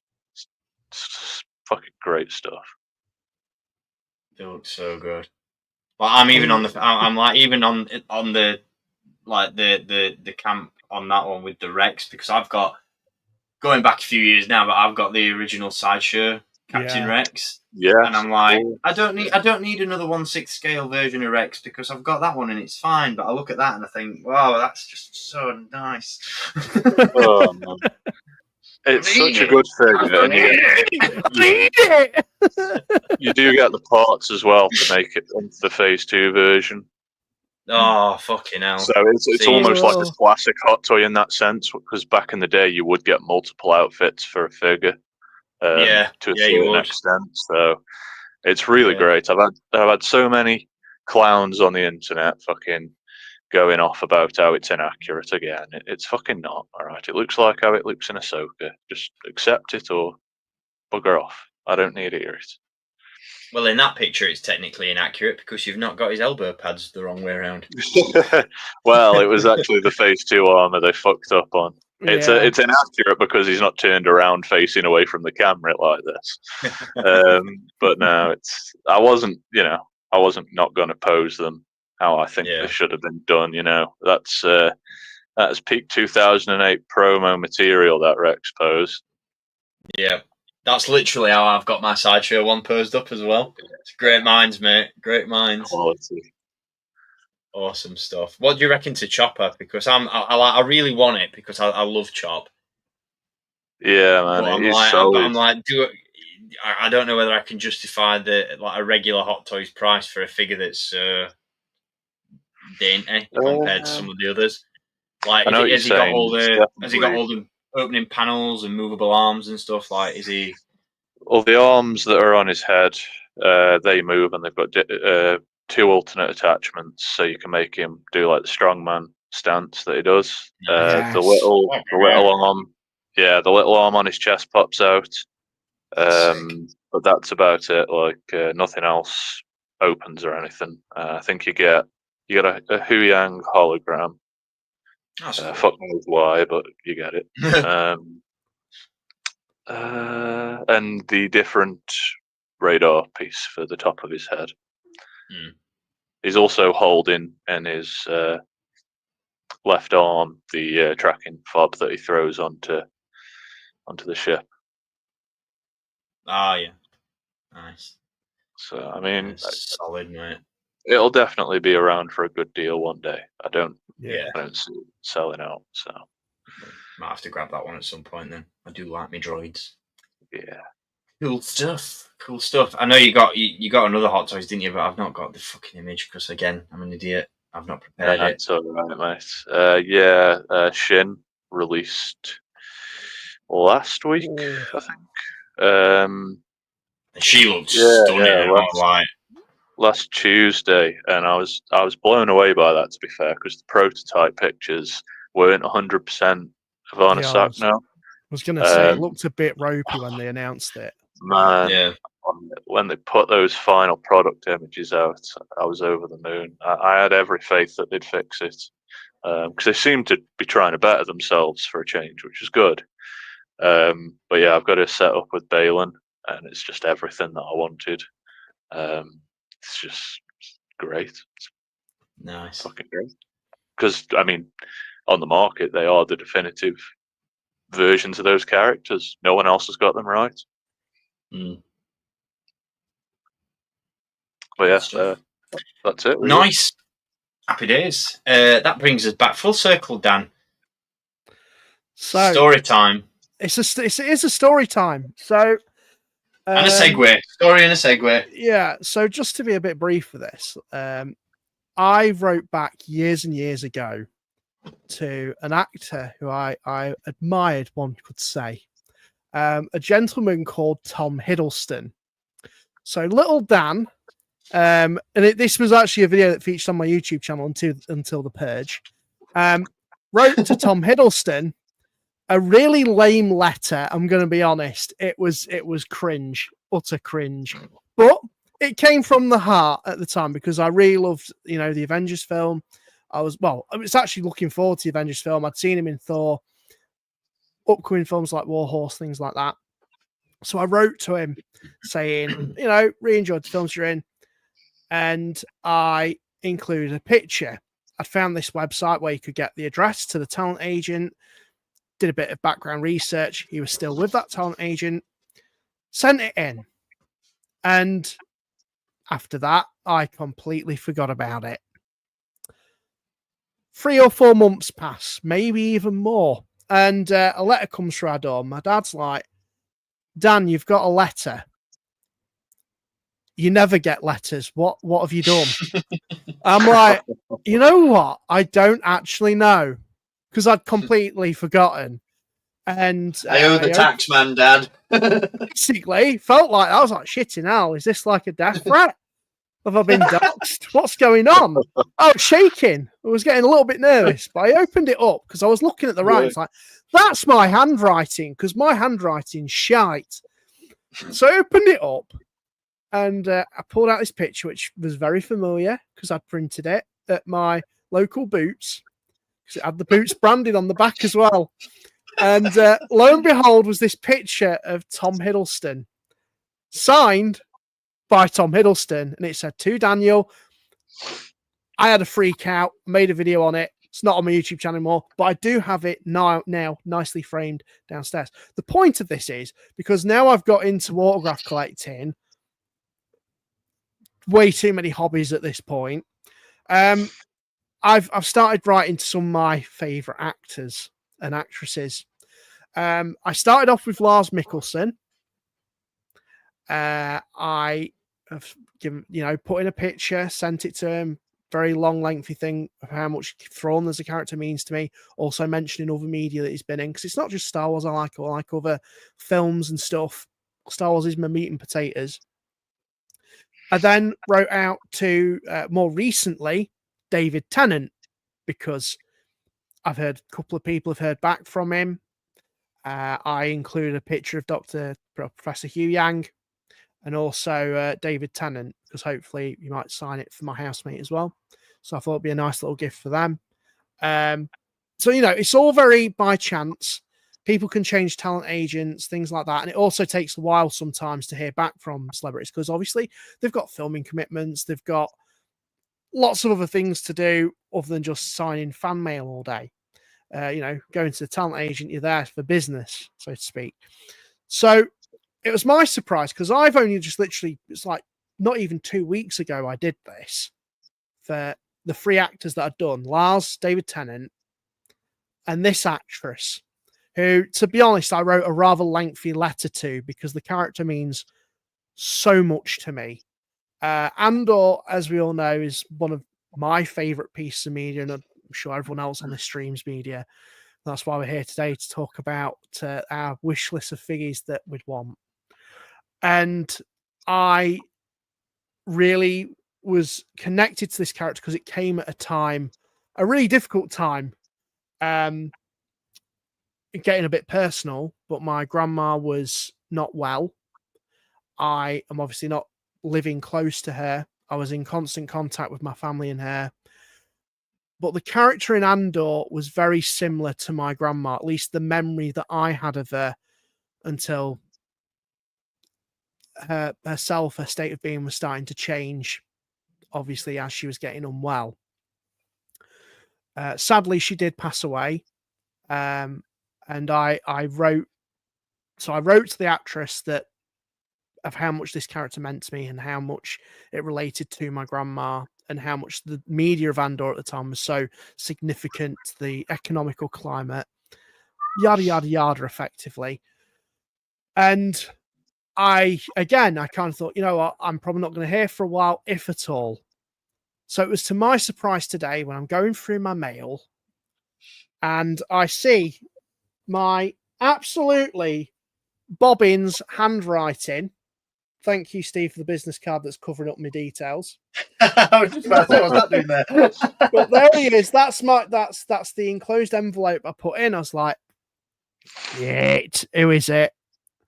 And I was like, well, I fully expected it's like, sorry, Fiona doesn't work for us anymore. thank you, or, just sending the stuff back. So I opened it very shakily, and it even included my backing board, which wasn't quite cut correctly.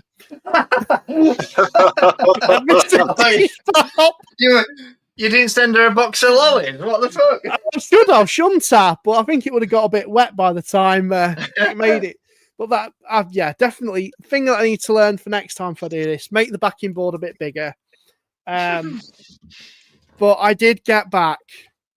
I can't believe I'm getting goosebumps, mate. A signature from Fiona Shaw.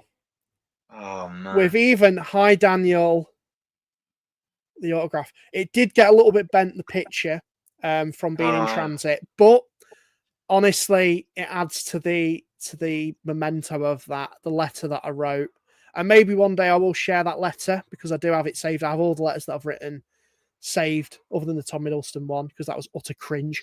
But I cannot overstate how much this autograph means to me, because it means she's actually potentially read it and acknowledged me, and how much this scene particularly meant to me, along with the other scenes that she appears in. And I am over the moon. I mean, this was 2 weeks, well, maybe even under 2 weeks that I've received this. The turnaround time for that is insane.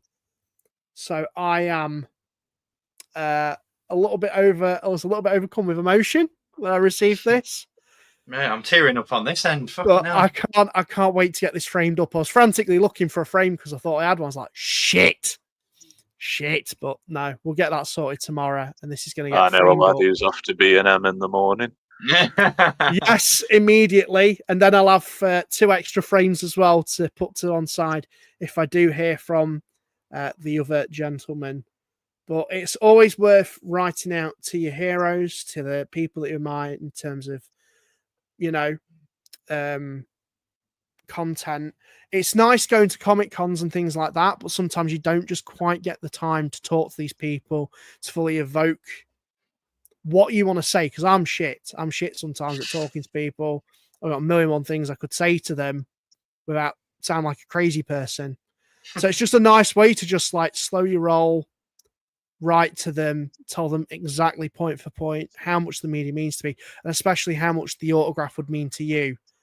And again, it's the picture, it's the scene, it's everything. I'm kind of in shock with this. So it's going to go in a very special pride of place on me Siggy wall. So thank you for that. Unreal, mate. Absolutely amazing. Incredible story. I'm just in awe. Really, I'm like blown away for you, mate. I'm genuinely buzzing for you. Really am. I genuinely recommend anyone, if you have an actor that you aspire to, especially in terms of UK people, look on the talent boards and just write to any UK ones, because they are pretty good for getting back, I think, at least from what I've had. I know I've only done it with 2 people so far, but it's just a nice little side thing to do. It's a nice surprise for yourself as well if they do ever write back to you. It's like today, shit Friday, work, come home, open up my mail. What a pick me up that's got to be. Massive pick me up. Start to your weekend. Unreal, and it's really good as well for people that aren't that prevalent on the con scene either. Because I don't think I've ever seen Fiona Shaw do a convention appearance. I mean, I might be wrong in saying that, but it's not something that rings any bells for me. It's good for that. It's good for people who definitely get overwhelmed at cons, because they are very overwhelming, like overstimulating, particularly if you're doing a couple of days, because I felt that at Celebration. But it's just a nice way to fully get your thoughts and emotions written down on paper. And it's a bit more personal as well in some ways. But before we disappear to go and dry our eyes, just share with Harry what he missed while he was away, while he was off grinding. Why you grinding at work? You don't have to go through the story, but come back for the story. But that's an autograph from Fiona Shaw. with the possibly one of the most amazing, deeply personal stories I think any of us have ever shared on one of these streams. So thank you for sharing that with us, Dan. That's okay. Really appreciate that. Brilliant stuff. Really good. That serves as a perfect segue to the meat and potatoes, as Dan rightly put it earlier, of this stream. So we did initially come together to talk about our pitches for the Black Series for Andor and Rogue One, hot off the heels of what was an amazing season 2 and season 2 finale. I mean, we'll talk about it in a bit. Before we get into that, we'll take a short break. If you gents need, like I said, to either go for a wee or it's to a go and break.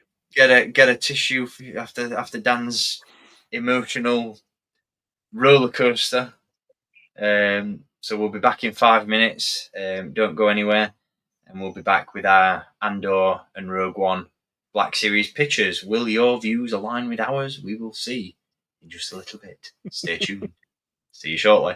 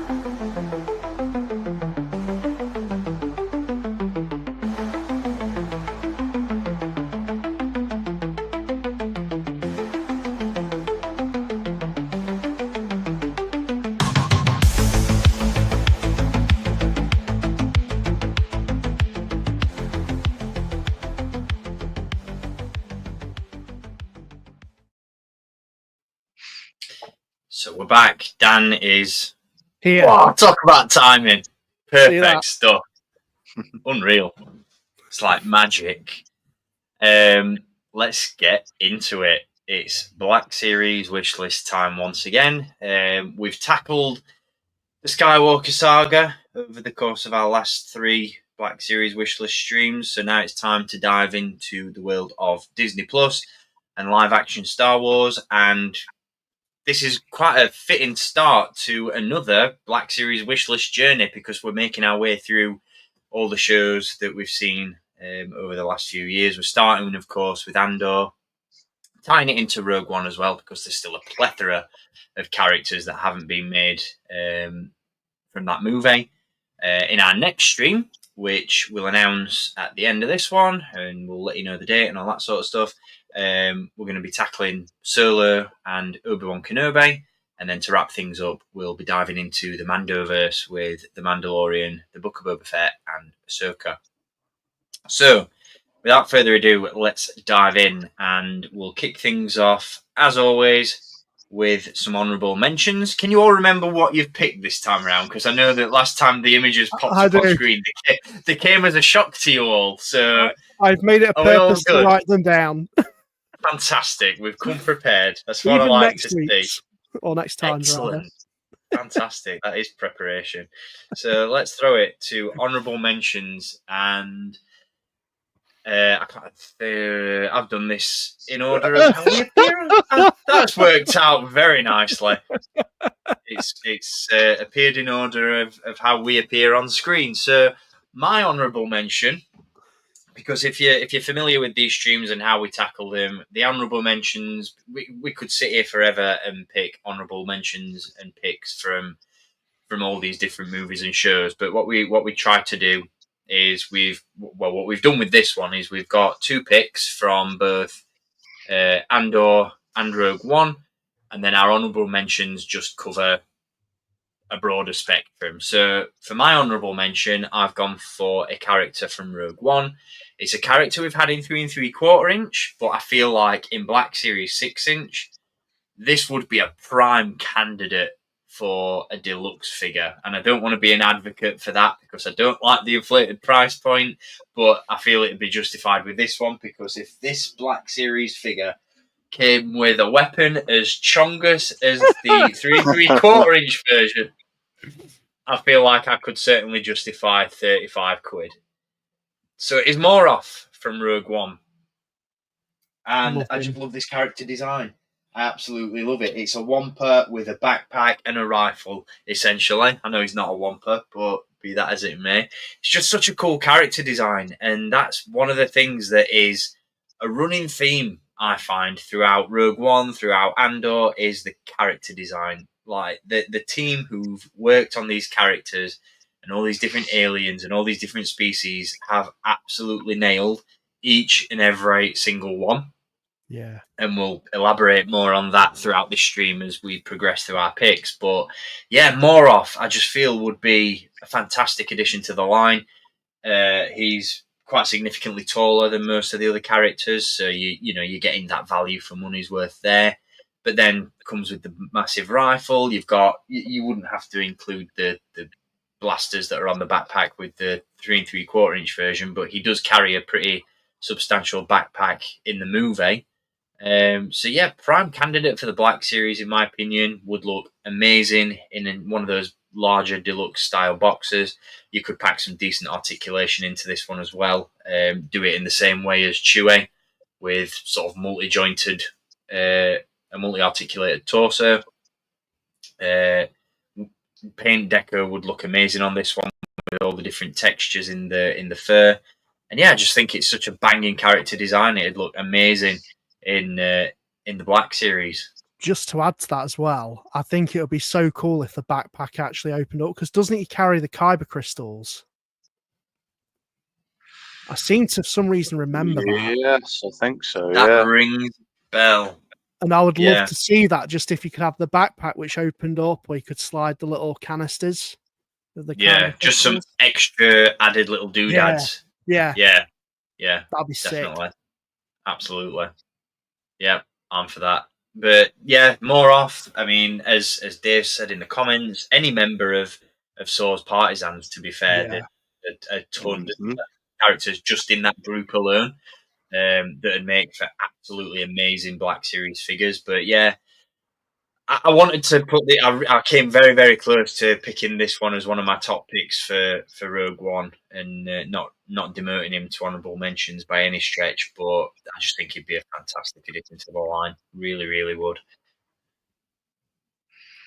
Your honourable mention, please.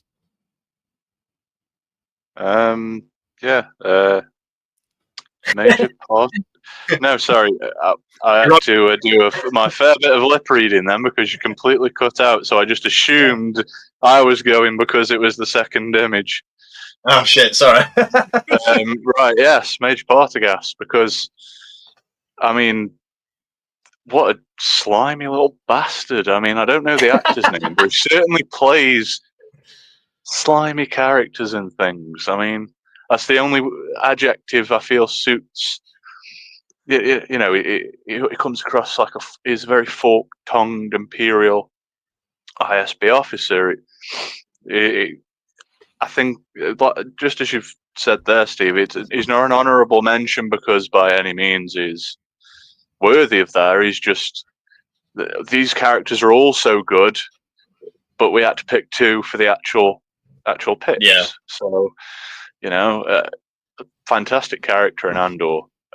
Truly, a fantastic representation of what a destructive system like the Empire will do to somebody. You know, fucking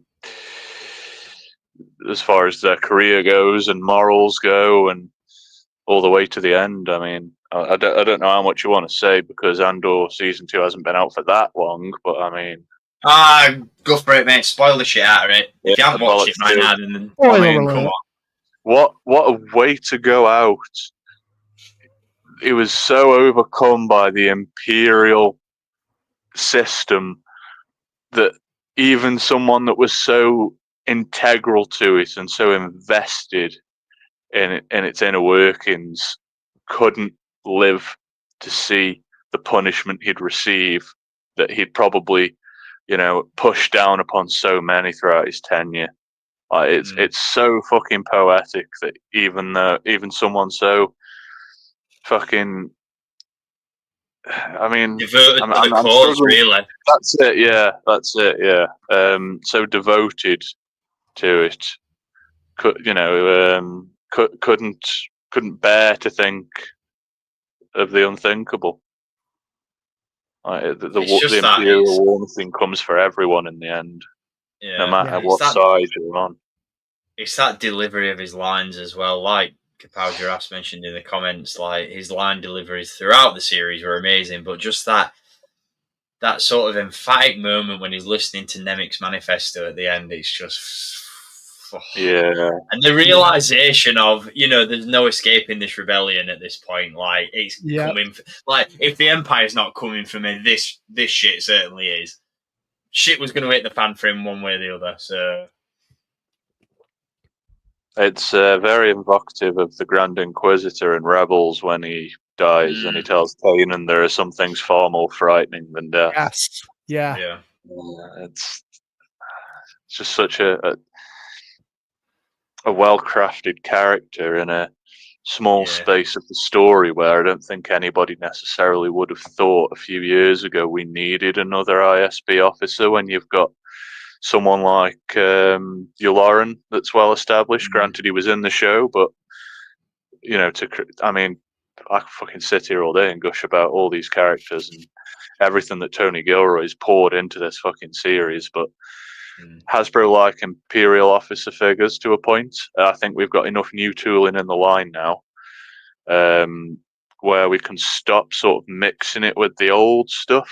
So take out the pinned legs and let's update it properly, because even though he's an elderly gentleman, he's still of, you know, of fair build. So give us a nice body for this guy. Awesome likeness, which we seem to be getting a lot these days, and you know, it'll benefit those that want this character on their shelves, and then potentially many others going forward. Was my thinking. Do you know what?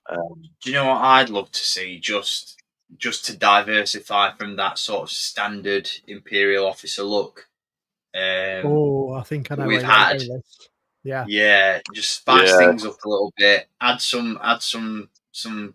a bit of a shake up to the shelf and give us the trench coat look. The trench coat, yeah. And the briefcase. The briefcase. Curb your enthusiasm. It's no. I think it's definitely it's definitely the way to go. I mean, why not both? I mean, we've just had 2 Krennics, but give us I think one of the things that I really would like to see Hasbro tackle with Black Series figures, especially ones like this that wear jackets or wear some sort of overlay that requires like the sleeves. So I'm thinking they'd probably go the soft goods route with a trench coat for this one, but I feel like a trench coat for an Imperial officer would look better in plastic. Yeah, all day, every day. So my thinking, I don't know how familiar you guys are with it, but I've applied sort of their techniques to some of my pictures in previous streams. But if you've ever seen what Mattel do with the WWE figures, there's a figure of the Undertaker or Edge or or Sting, characters that wear trench coats where the coat is a completely separate piece and it's still made of plastic, but the sleeves are hollowed out so you can still get the figure's arms into the coat. You're not going to get any articulation out of any of those limbs once the coat is on, but it just creates a more consistent look, I feel, than soft goods might do. Don't get me wrong, I love soft goods, and I've said it many times recently. I feel like Hasbro are doing amazing work with soft goods at the moment. I don't think they're ready for a coat. No, they've tried it with Endor Han. It was fine, but this is different. I feel like this is different. It requires a different look, and I just feel like an overlay like that would just be that little bit better. And they've experimented with it in the past. Think of that very first Darth Maul figure we got that was an overlay. Yeah. You know, I was just going to touch on that. There's ways of doing it. I don't think you'd even need the sleeves to be hollow in regards to your Mattel idea. I think if the arms just pop off the figure and the trench coat has got the arms pre-sculpted into it with his hands behind his back. That would be cool. Yeah. There you go. And you could reuse, depending on how it's done, you could possibly reuse that for a different version of Dedra. So I don't know if Brandon's in the chat. He might have commented if he was, but if he's watching it on replay, just get your notepad out, mate. Yeah, absolutely. Yeah. We know he's listening to at least some of our ideas from what we've seen earlier, so he's taking notes somewhere. Good old boy that he is. Character, one of my favourite villains from the series. So yeah, it's fucking pointless in me trying to. You know how I do this.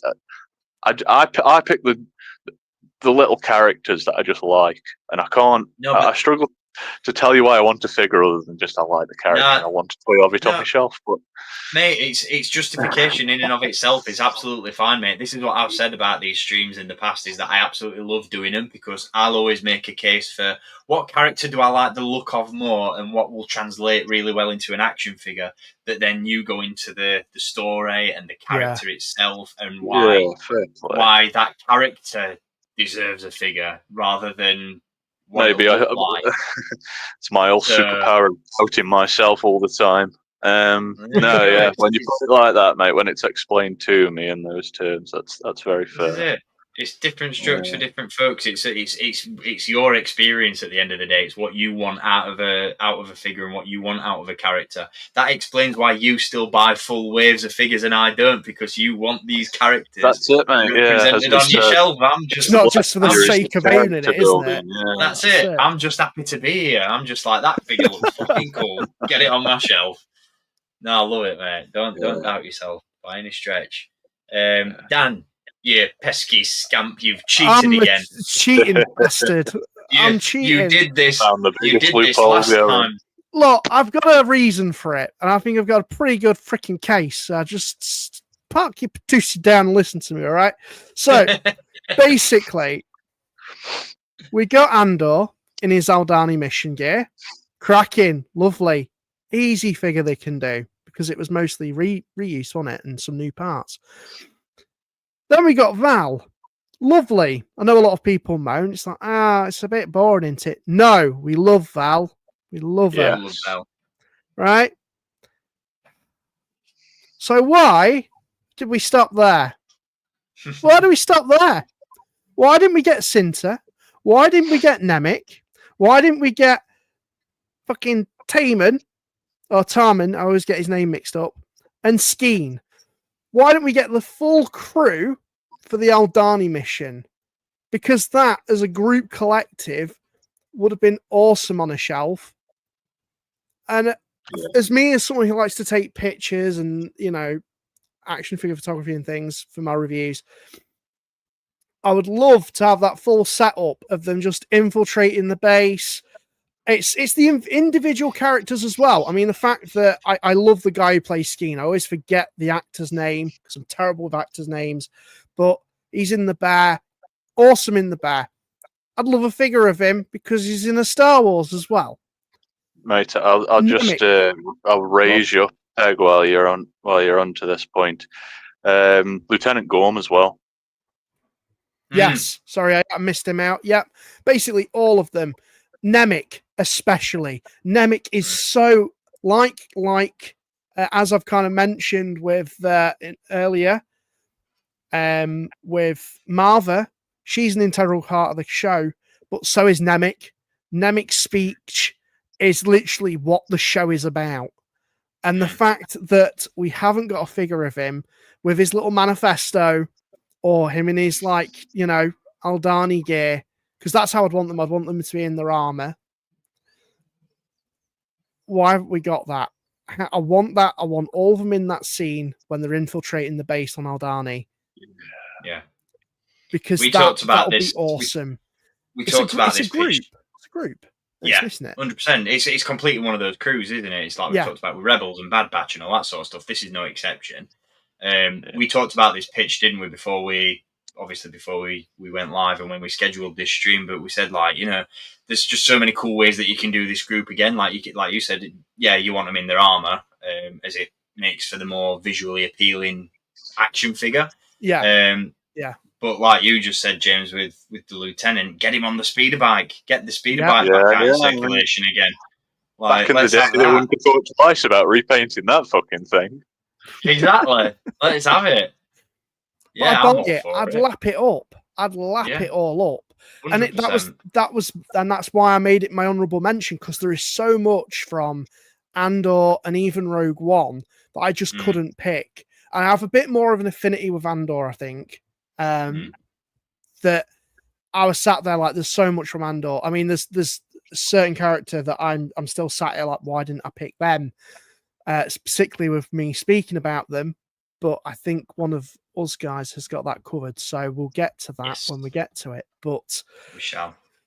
It was a difficult one. Yeah, it was. It was really, really tough to narrow down. I mean, like, even with having two picks from both Andor and Rogue One, it was still really, really difficult. Because like I said at the start, there's like such a plethora of untapped figures and characters. We've seen some in 3 and 3/4 inch, but not a massive amount.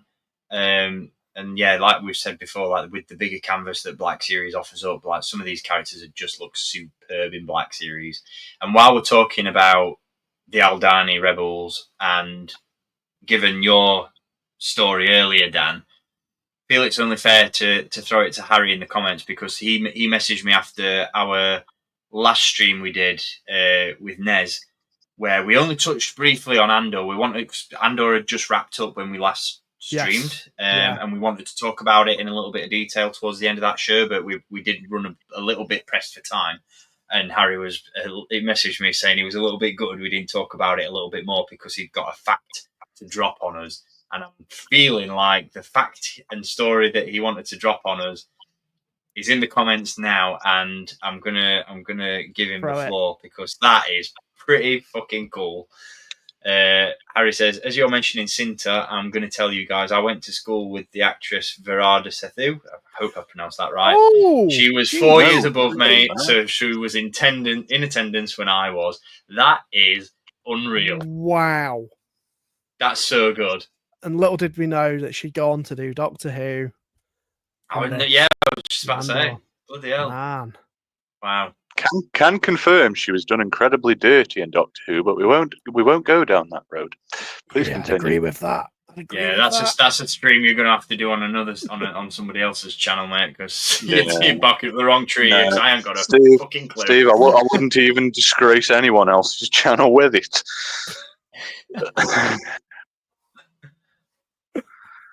Yeah, a lot of love for Cinta in the comments. Yeah, Cinta definitely needs a figure to go with Val.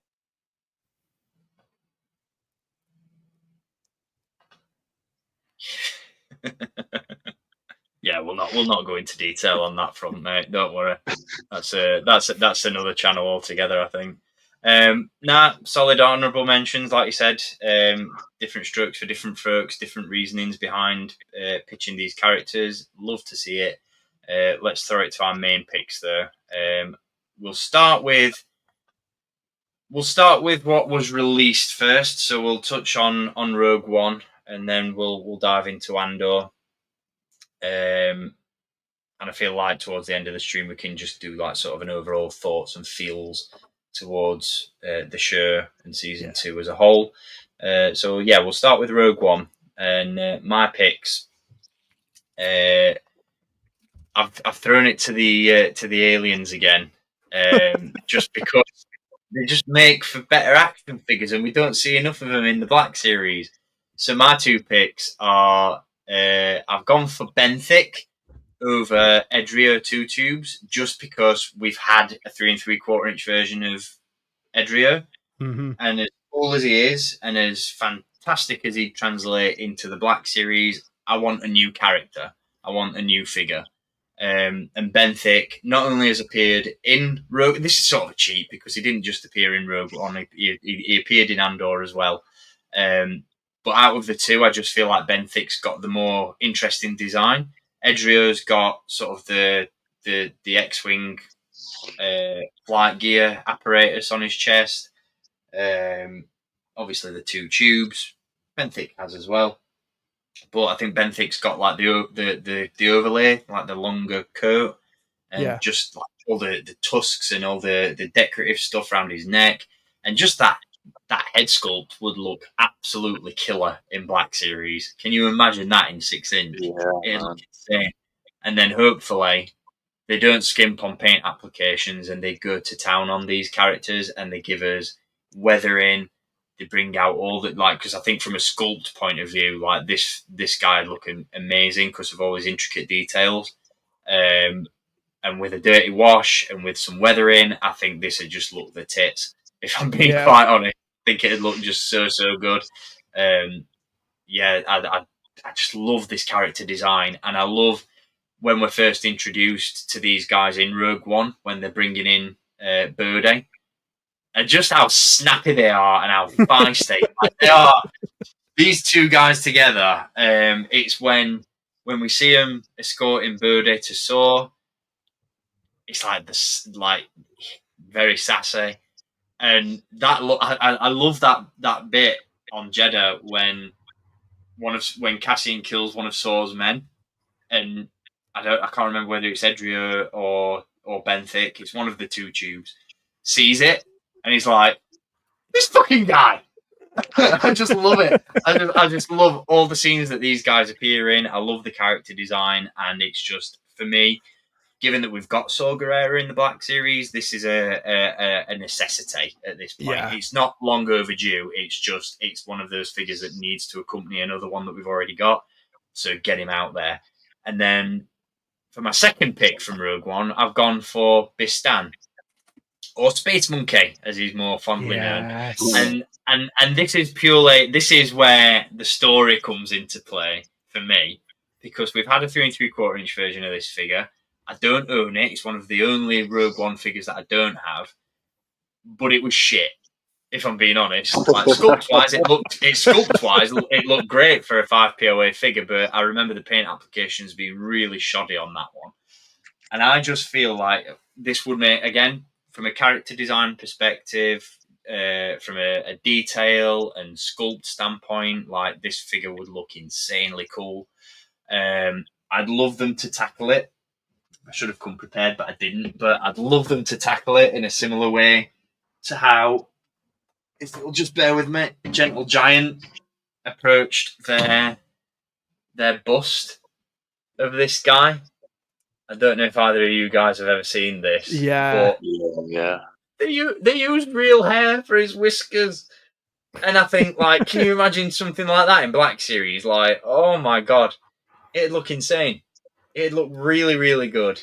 I'm not saying they have to use real hair. But we've just seen that they can do it with that fucking broom on that. So let's have it on a Bistan figure. But no, for my money, the reason that I'm pitching Bistan is because the first and only celebration that I've attended so far was Celebration Europe back in 2016, prior to the release of Rogue One.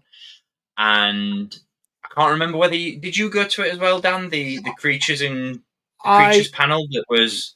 So I made it to the actual Rogue One panel where they showed the trailer and all the cast came out. Yeah. I was that tired, I think, that day that I missed that panel. So yeah, I remember you talking about it, and I remember seeing videos. But yeah. So I was there for the creatures panel that was hosted by Neil Scanlon from the prop department in at Lucasfilm, and they were talking about, because obviously the Force Awakens had just dropped, so they were talking about all the characters that they'd worked on for the Force Awakens, and then they announced that they were working on characters for Rogue One, and announced to the audience in attendance that they'd actually got one of the costumes finished, ready to go, and it was they'd brought it out onto stage. And I'm not sure whether the performer who was in the movie as Bistan was in the costume on stage at Celebration. I'm not entirely sure about that. But somebody came out in the Bistan costume, full mask, full costume, and I was just like, whoa, this is going to be in the movie that I've not seen yet. And I was just blown away. And the character did, like, they showed images of it on the screen. They showed the guy walking around in the costume on the big screen, and I was like, that design is sick. And they, like I said, lovingly referred to this guy as Space Monkey, and I was just like, it is Space Monkey. That is Space Monkey. He is him. And I remember seeing it and being like, I want a figure of that. If for nothing else, purely to remember this moment of being there when this character was presented to the world for the first time.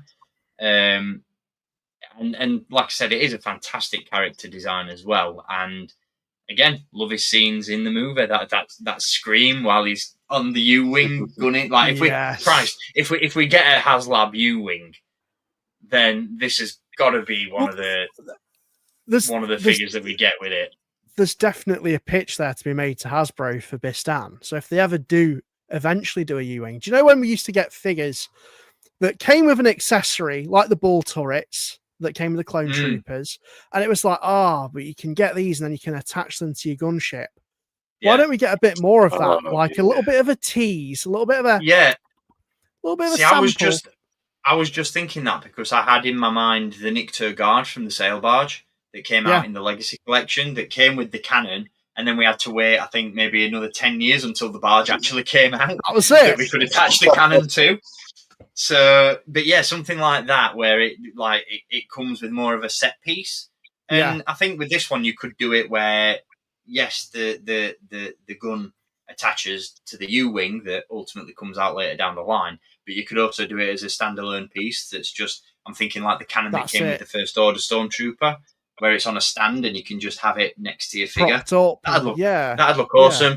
Deluxe release. I mean, I always do it with these pictures for Black Series. I like to pitch my figures to come with as many accessories as possible. So I'll always make the case for a deluxe figure in that respect. So throw Bistan into the deluxe line. What the fuck? Why not? Let's do it. But no, just two figures, two characters that I feel are worthy additions to the Black Series, necessary additions, like I said in the case of Benthic, because we've got Saw, and yeah, I've got a lot of love for Bistan. So, Brandon, get that notepad out, mate. Jot that. Bistan and Benthic, jot that down. Yeah, they're my picks for Rogue One. Let's throw it to James. Your two picks for Rogue One, sir.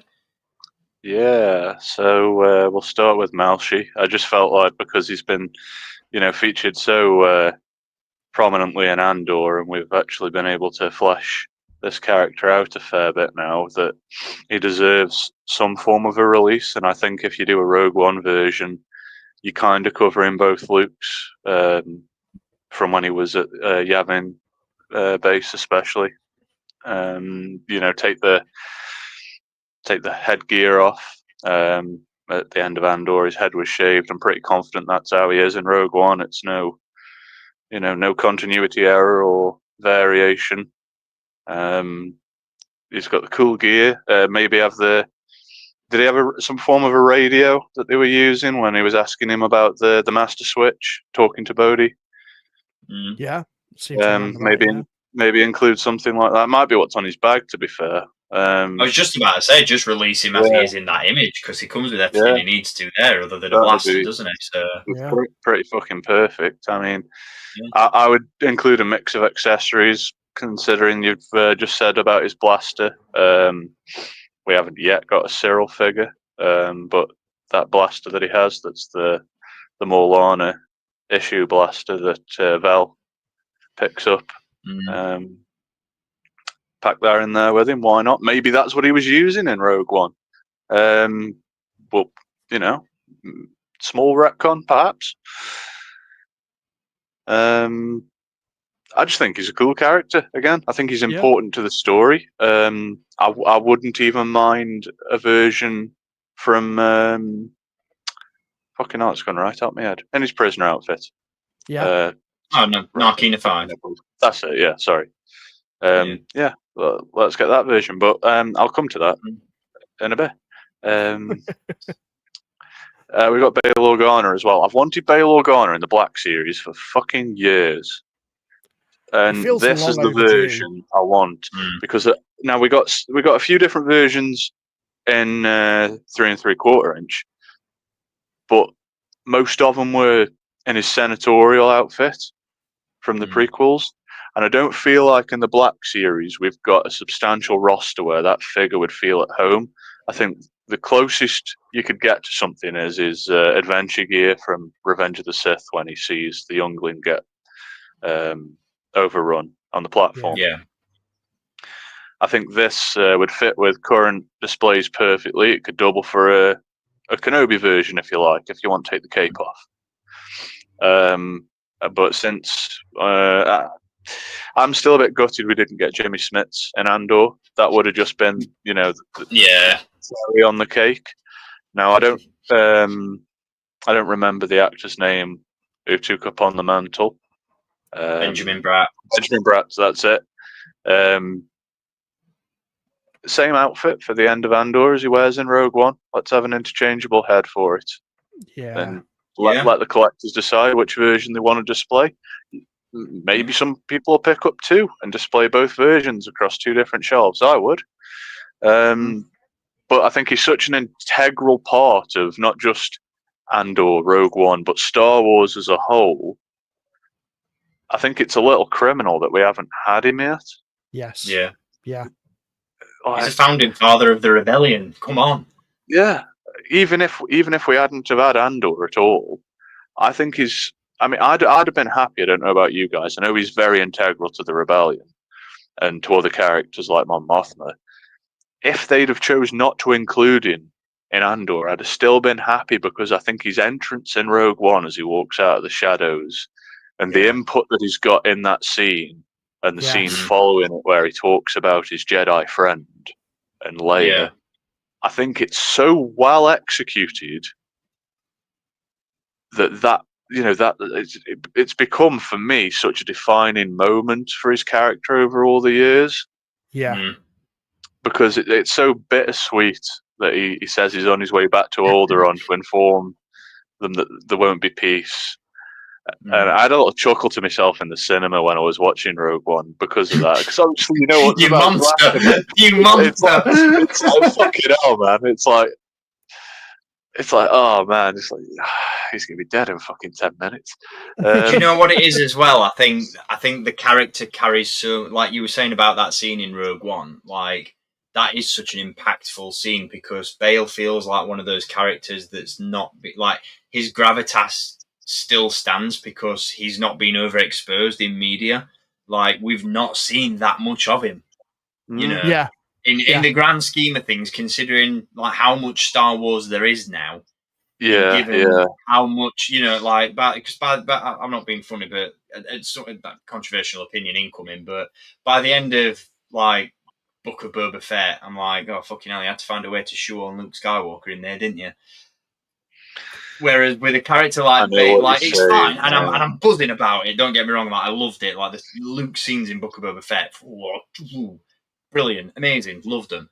But it just felt like let's shove him in. Everybody loves Luke, shove him in. Everybody loves. I know what you're saying.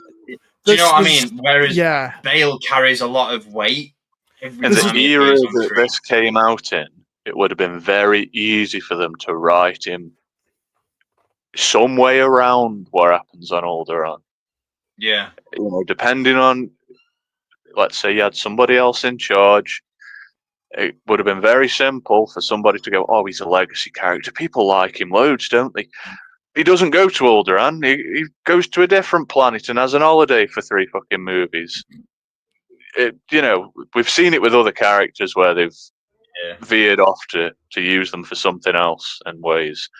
So, I mean, if I'm not mistaken, goes down with was his appearance in Rogue One kept secret as well?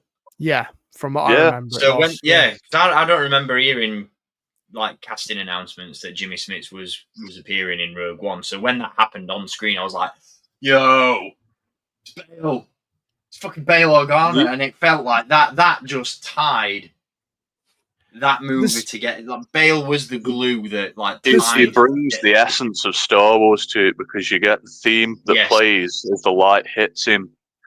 Yeah. And there's a real subtlety to Bale's character, I think, because he is he's so integral, but he's so kind of like overlooked as well. Like the fact that he fosters Leia, and we don't. I mean, only until Kenobi we've kind of seen his relationship to Leia with that.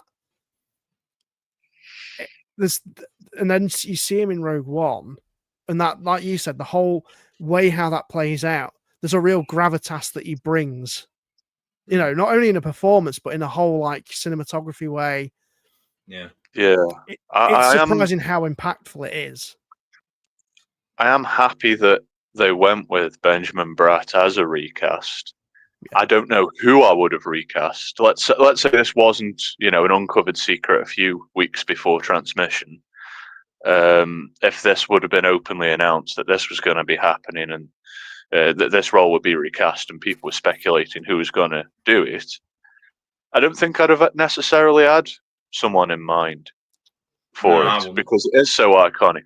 But the person they gave it to did a tremendous job. He looks different. He plays the part maybe a touch different, but everything that comes from those scenes in the Senate when he gives the floor to Mon Mothma, it's still Bail Organa. Quintessentially, it's the character to a T. It's that meeting with Cassian as well on Yavin for me that solidified it. Like the Senate scenes, like the initial scenes when we were introduced to Bale, I was like, this is a bit jarring. I wasn't 100% decided, but then that meeting with Cassian on Yavin in the yurt was unreal. Like that I was just like, okay, Bale's here. And then going back and watching those scenes again that he appeared in prior, I was like, yeah, actually, 100% the right call. I don't think it would have been fair to not be able to get Jimmy Smits to reprise the role and not have Bail Organa as part of this story. So I'm glad they did what they did. I do quite like. I do quite. Sorry, James. I'm talking about top of you, mate. Go on. I do quite like that. I don't believe it's said at any other point during the series. I could be wrong. I could be forgetting. But the fact that he says to Cassian at the end of that conversation, "May the Force be with you," because Andor puts a lot of emphasis on belief and the amount of sustenance that the substance, that you put into something yourself, ideals, corporations, religion, mystic powers, myths. So I feel like those words, I would say they are borderline overused in Star Wars, but naturally so, because it's something that gets said a lot. Jedi, all that rubbish, right? So, but for it to be said with such fucking weight behind it, I think that's the first time, I felt like I was being walloped. I don't know if it's because of the last episode, it's wrapping everything up, emotions are high. It's context, isn't it? Yeah, but everything that you see these characters go through in Andor, every ounce of pressure that they're under, everything that is, it's that dramatic irony of you, the viewer, knowing what's over the hill for them in a matter of hours. Hearing something like that and knowing that they rely on such small glimmers of hope. I mean, I take back my previous statement about maybe I wouldn't have necessarily needed Bail in Andor, because that there, I don't think anybody else could have delivered that. So he needs to be in the line, and I want a figure of him. Get him on my shelf. Yeah. And give him a soft goods cape, but make it better than the Moff Gideon. Because I look at that image and I think that'd be quite a thin piece of material for that cape. And I get visions and I'm haunted by that Moff Gideon in Dark Trooper armor. Yeah, I do think they'd have to do plastic, because he's got those 3 almost code cylinder-esque pieces in that pocket. I might be mistaken, but I might be thinking of a 3 3/4 inch figure. I can't place it on the top of my head. But haven't we seen a cape or a poncho? I know what figure I'm thinking. Aha! I knew it. I knew I was thinking of something. There it is. Come here, you little bastard. This is what I've got in mind when I think of how to execute this cape. Is it Prune Face? That's what I've got in mind. Little pouch, little plastic insert. Okay. Yeah. Okay. And I think in Black Series that'd look sick. Yeah. Little stitched piece and a little plastic insert. It's essentially the same thing, but there's just one of them on that one. But yeah, that's how I'd do it. Really well. Yeah, that's how I'd do it. Anyway, soft goods cape. Because I am a bit of a sucker for soft goods. I do tend to quite like them, and as I've said about 3 or 4 times throughout this stream now, I think Hasbro are doing the best work with soft goods. Let's have more of that. Keep that standard coming. Yeah, I think again, you talk about shelf presence and gravitas. You talk about gravitas as a character. I think shelf presence and overall, that visual of having him on a shelf would be awesome as well. Especially if it's based on that look from Rogue One. I think that's probably that's the one I want. Yeah, 100%. Yeah, can't disagree with you at all there, mate. Solid choice. Dan, that brings us to you as we wrap up Rogue One. Okay. I think David might be quite happy with your pick. Yeah. There we go. So, these two, starting off with General Draven. It's probably because I've just met him, going to York and getting his signature, and it's like, you know what, he needs a figgy. But no, I mean, the fact that he appears in Andor as well, it's a nice crossover to that with Rogue One. I just think he'd be a really cool. I really want to see more. We've got a lot of Imperial officers. We've not really got many Rebel generals, I want to say, that are outside of the main cast of characters like Han, Lando. I'd really like to see General Draven I think he's a cool character. What more do I need to say? It's also the expanded media, like the fact that, you know, from what I remember reading in the comics, he pretty much sacrificed his life to save Leia. Am I right in saying that? Yeah, don't Vader have a go on him or something? Yeah, Vader pretty much fucking wails on him, and doesn't you know. So I think he's, you know, he's quite an integral character, particularly to Cassian as well. It's just cool. I think there's a lot of potential there to include a lot of different blasters. You know, it might not make sense, but I think this is the one thing that really grinds my gears with Black Series, the fact that they don't come with sometimes as many accessories as they could do. I think a figure like this would give you the option to really deck out your rebels with different blasters, different blaster types. Yes, I agree with you there, Dan. Do you know what I mean? And it's a little bit daft me saying that, because he is a bit more of he's not a boots on the ground kind of guy. But I think sometimes with a figure like this, just fill it out with as much shit as possible. Yeah, that's it. You've got to add action to your action figures at the end of the day, haven't you? That's it. Yeah, of course. Just because it comes with an accessory, it doesn't mean to say it has to be his. This is it. I mean, look at Admiral Akbar comes with a Rebel blaster, for crying out loud. Wedge Antilles came with a Rebel blaster. Morgan Elsbeth came with nothing, and she uses plenty of weapons in the Ahsoka series. So there's obviously no disparaging in terms of what figures do or don't use on screen in terms of what they come with as an action figure. So absolutely. So I think it's like you say as well. We just don't get enough representation of Rebel officers in action figure scale. To be fair. And it's, we get Imperials, but I mean, as well, what I would also say is interchangeable hands, because, you know, he's very hand gesturing. I think that's something that's a little bit of a missed with some of the Imperial officers and even Rebels, I suppose. But for him, it's either blasters or hands. Give him either the two. I'm a happy boy. It's a simple one, simple but an effective figgy. Now. I mean, if you guys have got anything else to add to him, because I think he's quite straightforward. Yeah, pretty much. I mean, it's like you say, like it's one of those characters that falls into the category of it's just a fucking cool character that needs a figure. Yeah. But it's like in terms of the execution, it's like you said, it is very straightforward in terms of it's military man in a jacket, and it's fine.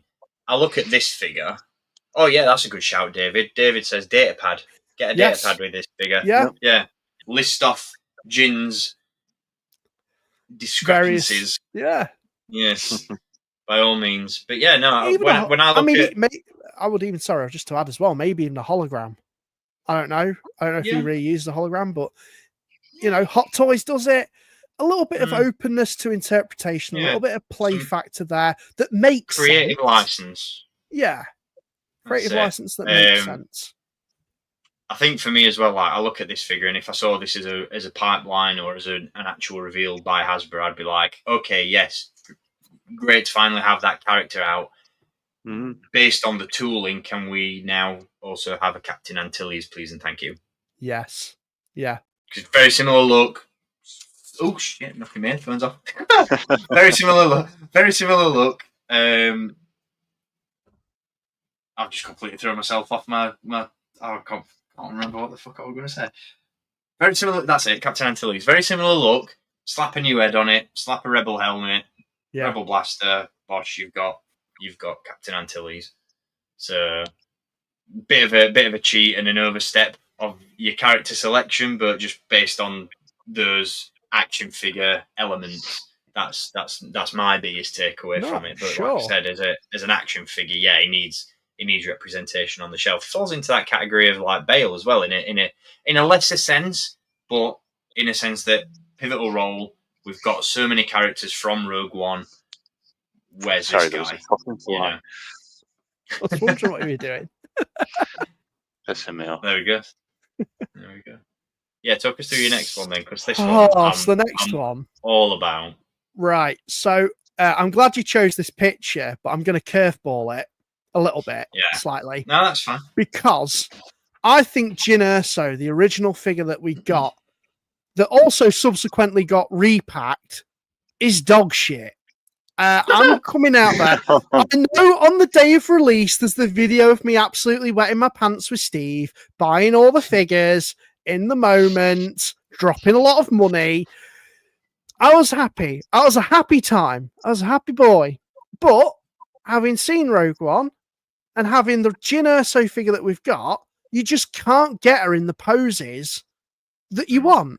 You can't, and like with many of those, like with a lot of the other figures as well from Rogue One, they could do with being amended or updated in main cast. And I would certainly make it, I was tempted at least to make an appeal for them, but I'm happy enough with the representation. But for me, Jyn is the one that's the most frustrating because her arms, you can barely fucking bend. You can't get her to do just the basic poses that you would like from her. That as well, she doesn't come with her little riot baton that she wallops the stormtrooper's head with. Why didn't, and this is the thing that always annoyed me when they re-released it, why didn't they include that accessory? Why didn't they just think, you know what, she's a figure that we do need to just go full out. She's the main character of the film that we follow. Why didn't we do a decent figure of this in the first place? Let's take an opportunity to redo it and give it all the bells and whistles, all the accessories, fully deck it out. So that's my main appeal. I would love Hasbro to just, for the most part, do the main look of Jyn Erso, redo it, go back to the drawing board, make it a banger. On the other hand, there's part of me that would really love to see her in her Imperial Infiltrator look, which we have pictured here. So that's the main picture I'm having here, because we have got Jyn Erso, but I'd love to see the Imperial Infiltrator outfit. Particularly because it's another trooper, because if you didn't want it as Jyn, looking like that, just slap the helmet on. You've got a new Imperial rank to your forces. For the most part. Instead, she looks awesome. Wow. Did you get it? Sorry, it's really pissing me off, boys. Fucking annoying me. Fucking moth. I can't deal with them. If we get it, we all need to cheer. Yes. I don't know where it's gone now. It landed on my TV and I was eyeballing it, and then it fucking come at me. I don't know where it's gone now. Sorry, I do apologise. It's so good, man. But that's my appeal. I think for me, most part, Jyn Erso, get it remade. But if not, I'd love to see the Imperial Infiltrator, because I love the batons, and it's just a cool outfit. It's a cool outfit look. I love the helmet, and especially if you've got that slit in the visor where you can see her actual eyes.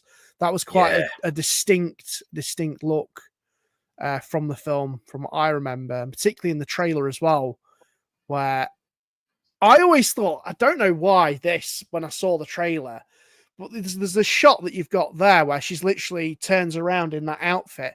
I always thought she's going to turn. I have no clue why, but because obviously I haven't seen the film. General consensus about that of that alternate trailer. Her attitude is really dark, compared to what we actually ended up with.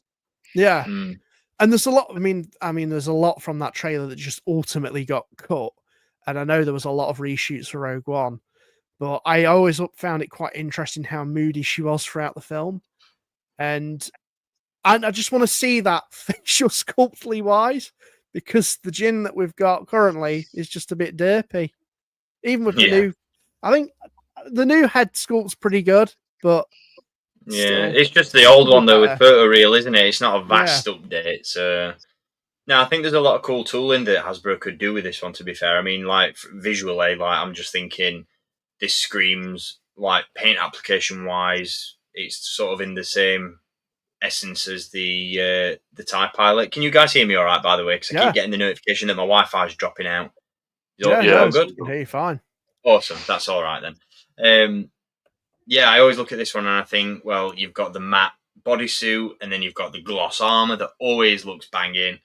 But then you've also got, with that chest overlay, you can have the slots in the back for the battens. Yeah. Or the flight ones or whatever they're called. That'd be amazing. It is like you said as well, just because this is such a pivotal image from that initial trailer. It's this is an action figure. which is what I was saying before about bringing action to your action figures. This does it. It's an Imperial Trooper, but it's a core character as well. It's the surprise as well when you can have people around you. I love it. If you have someone around your house and you're like, I've got a Stormtrooper here. And they're like, oh, well, what's different about that Stormtrooper? You've got loads of Stormtroopers. Why have you got loads of Stormtroopers? I'm like, well, actually, this one's Luke Skywalker. And you pop his head off. And you're like, oh, this one's George Lucas. Fuck you. That's why I've got it. That's why. That's the biggest plot twist for people, isn't it? Why? Yeah. Why George Boy? Why you got so many clone troopers? Why you got so many Stormtroopers? Well, it's because they're actually individual characters. You have that conversation more often than you'd like to, by the sounds of it. I have it with myself. I don't have friends. That's why we talk to strangers on the internet, mate. Don't worry about it. We're all there with you. That's why I talk to my figgies. No, solid choices. I'd definitely take that Jyn all day long. Awesome figure, or awesome character, awesome look. Moving into Andor, Cassian Andor. Cassian Andor. Dan, I've cheated as well. You're a spearman and you cheated. You can't be cheated like that, Andor. Quality impression, actually. To be fair, maybe write a letter to Stellan Skarsgård but send a voice note. Hey, Skarsgård, I can do an impression of you, Andor. Can you do an impression of these guys though? That's what I want to know. Go on, because this is my pick. It's something like that, isn't it? I'd have to rewatch it. I've cheated, but we shall be running from today. But I'm going the route of I always pitch for deluxe, so I'm going the route of 2-packs with this one. Yeah. Because, I'm sorry, Steve. I fucking forgot these were your picks, mate. That's such a good choice. God, yeah. I couldn't remember telling you whether I'd pick these. To be fair, he looks like he's got bollocks hanging off his chin. And when I first saw these guys on screen, I actually wondered if the one on the right was a live-action interpretation of a Nelvon warrior from the Tartakovsky Clone Wars. Yeah. But, sorry, please, the floor is yours, man. No, man, you've just made the case for it. We don't need to say much more than that. He's got bollocks for tits. So that's it. That's all. That's it. That's the pitch. Hasbro, please make this figure. It's got bollocks for tits. That's all we need. Do you know what? Sorry, I'm just going to add to this. If they make these two, we need to go back to Middle Peak Quarry and, that was part of the reasoning as well. I can't lie. I had to attach a story to it because for those who may not know, Dan's got a video up on his channel where we did a bit of an on-location action figure review of some characters from Andor, and we went to Middle Peak Quarry, which is just around the corner from us over in Matlock in Derbyshire, and it's where they filmed the scenes just after Cassian and Melchi's escape from Narkina 5, and they end up on that.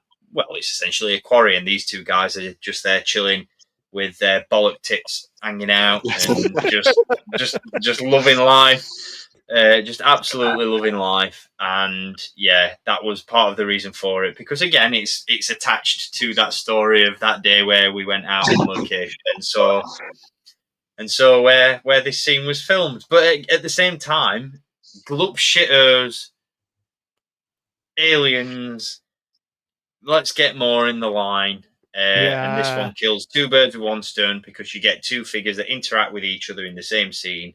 Get them out as a 2-pack. Hell, give them jelly nets they've got. Individually release them as deluxe figures for all I care. Just get them out there, because they're just such wacky, bizarre designs. They look so stupid, but they're so good. And I just think as action figures, they just offer something a little bit different and that we haven't really seen. We do get ridiculous aliens as action figures, but I don't think we've ever seen anything as ridiculous as this. Probably since the days of the Power of the Force line. I'm thinking Pope Snitkin and just like stupid figures and characters like that. Yeah, it's just something we don't get enough of. Is the really really stupid stuff, and this is really really stupid because once again they've got bollocks for tits.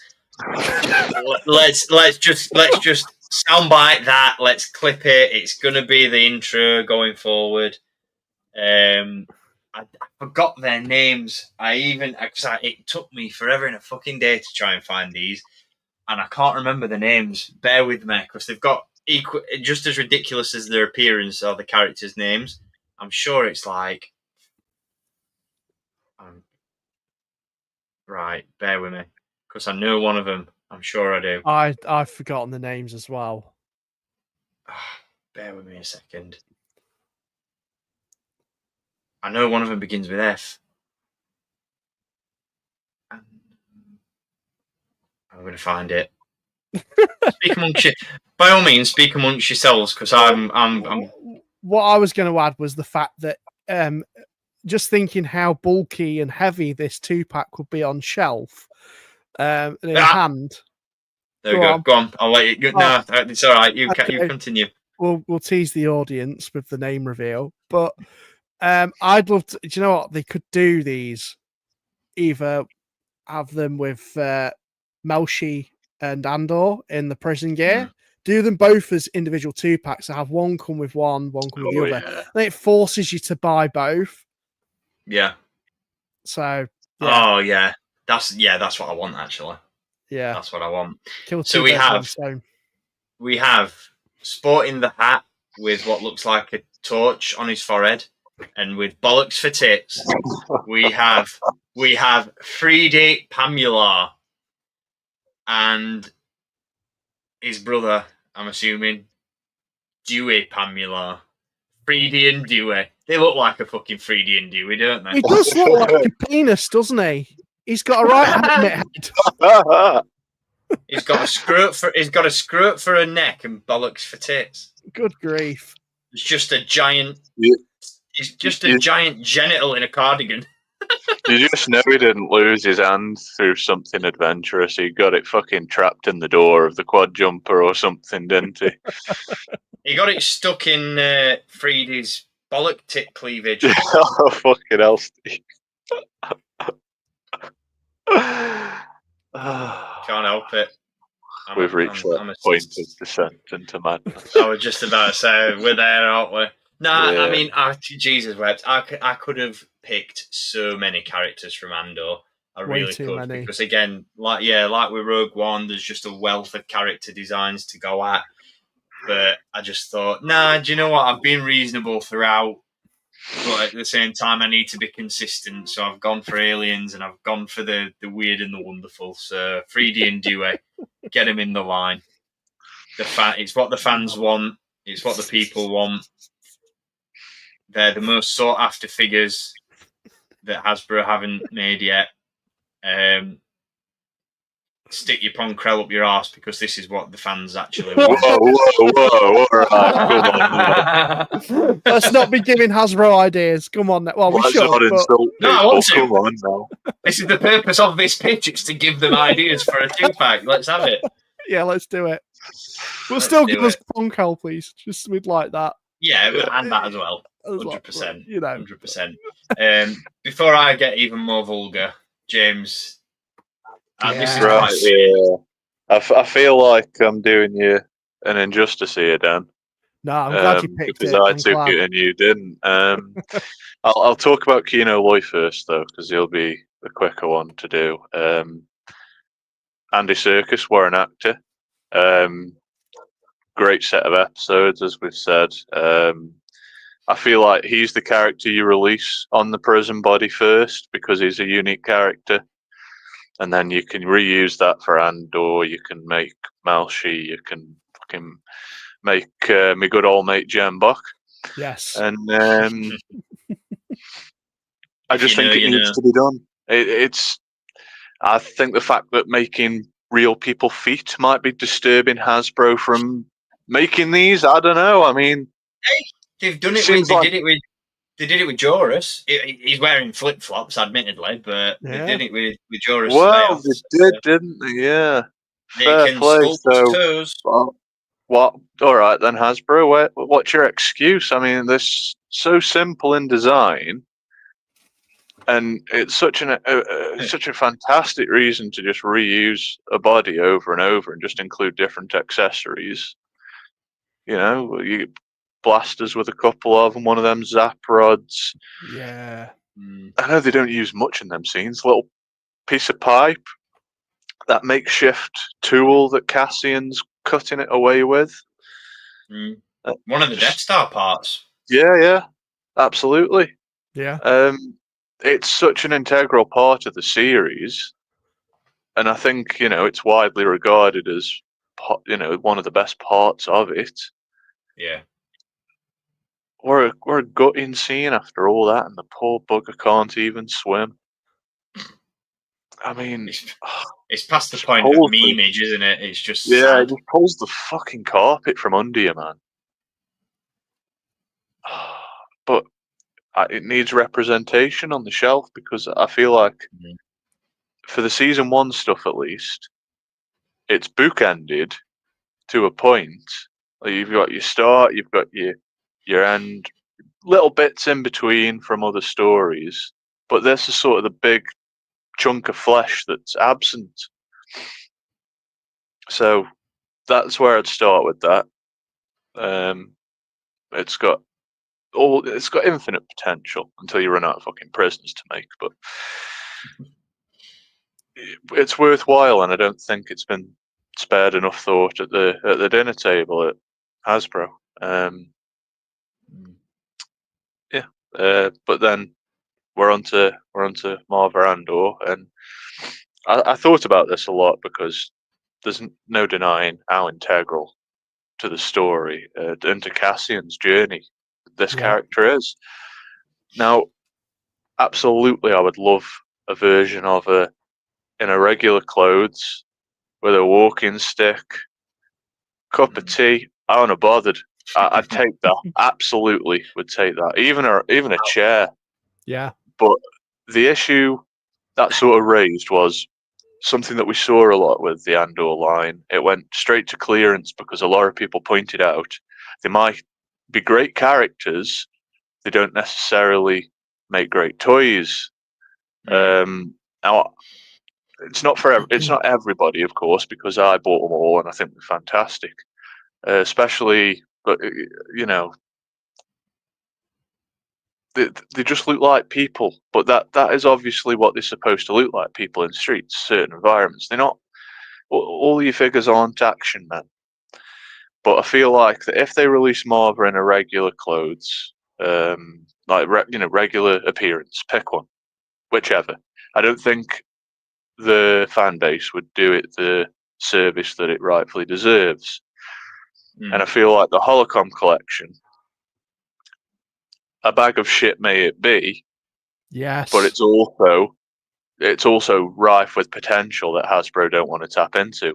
Yes, preach. So this is the version you make, and couple that with the fact, well, any man and his dog can get B2 now, because that set, when the ridiculously cheap prices. But let's imagine that it sold really well, and it was an exclusive in a sense. So that's the only way you could get, Marva's faithful droid. This is how you make it available to general market. You have it as B2, and it's in the Holocom collection. And this is the version of Marva that you do. She's wearing, Sisters of Ferric's ceremonial outfits, shall we call it? Yeah. Mm-hmm. Such a poignant scene. I mean, I can't really stand up to the tale that you've told, Dan, because it's very touching and very perfect. But my experience with Andor was very different, because, as you guys know, at the time, I was having a really fucking rough time of it with my job. Yeah.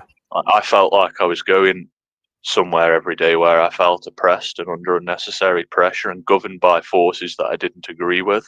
Yeah. So to have this character give such such a powerful speech in this episode about, you know, rising up and the little man actually, you know, being important, and that there is a cause worth fighting for, and everybody's got their own rebellion, as we know from watching the show.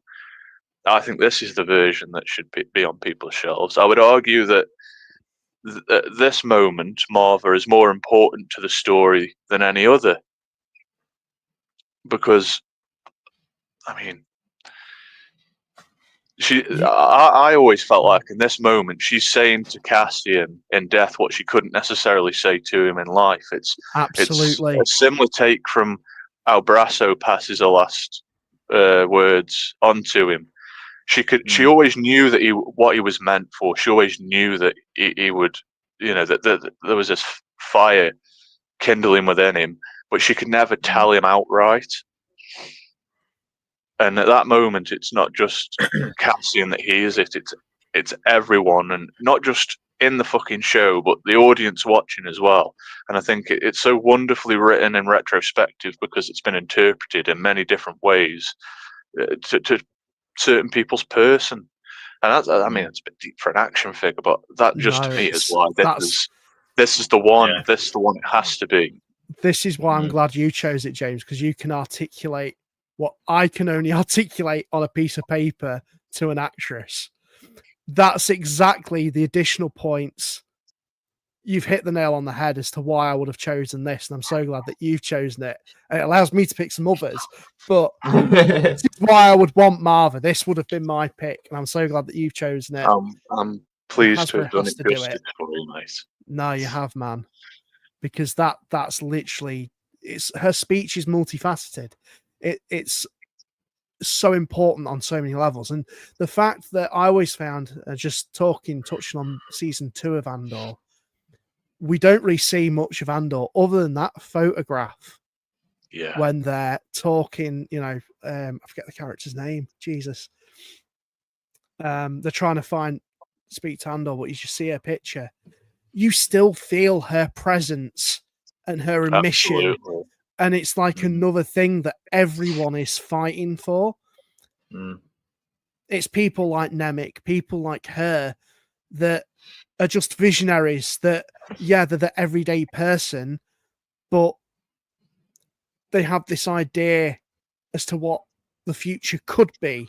It's not what they can bring, it's what the future could be, and the voice that they bring to spur everyone else on. It's like, it's so fucking poetic because we are what they grow beyond. Yeah. There it is. Yes. Very good, it's mate. Stuff very like good. that. It's stuff like that makes Star Wars so impactful for the everyday person. Yeah. You know? It's particularly relevant given, and I can't believe I'm like I can't believe we're at a point in reality where this has to be said out loud, but it's relative given what is going on in the world at the minute as well. The political climate. I understand. This is a political climate, the current state of affairs. Like, I'm not gonna pinpoint anything in particular just because it's another conversation. And I realise I'm in an incredibly privileged position to be able to be sat here on a live stream on a Friday night talking about toys.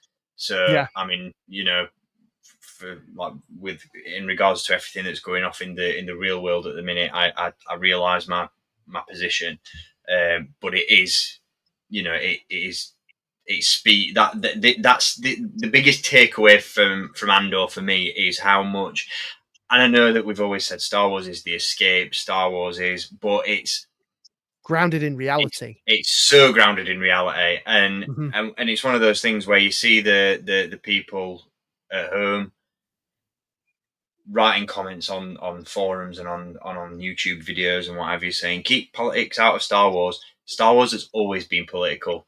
Yeah, it's always been political. It's always drawn on parallels. People are full of shit. Yeah, and it's always been something that you can watch and relate to what's going on in real time, and it always gives you that sort of glimmer, and it always gives you that hope. Because rebellions are built on hope, and there's always something to rebel, unfortunately. We shouldn't be in a position in 2025 where there's something to rebel, but that's where we're at. And Andor is just such a great way of invoking that emotion. And it's like, you sit and you get angry at the news, but then you sit and watch this and you think, well, actually, I'm angry at what's going on, but there's something that we can do about it. And it's that's particularly emphatic for me about it. Yeah. I don't know how you necessarily feel, because being a little older, I've always felt like my generation, ever since, I was subject to politics growing up, and, you go into that, you get to that age where you're aware of it, aware of the world. Yeah.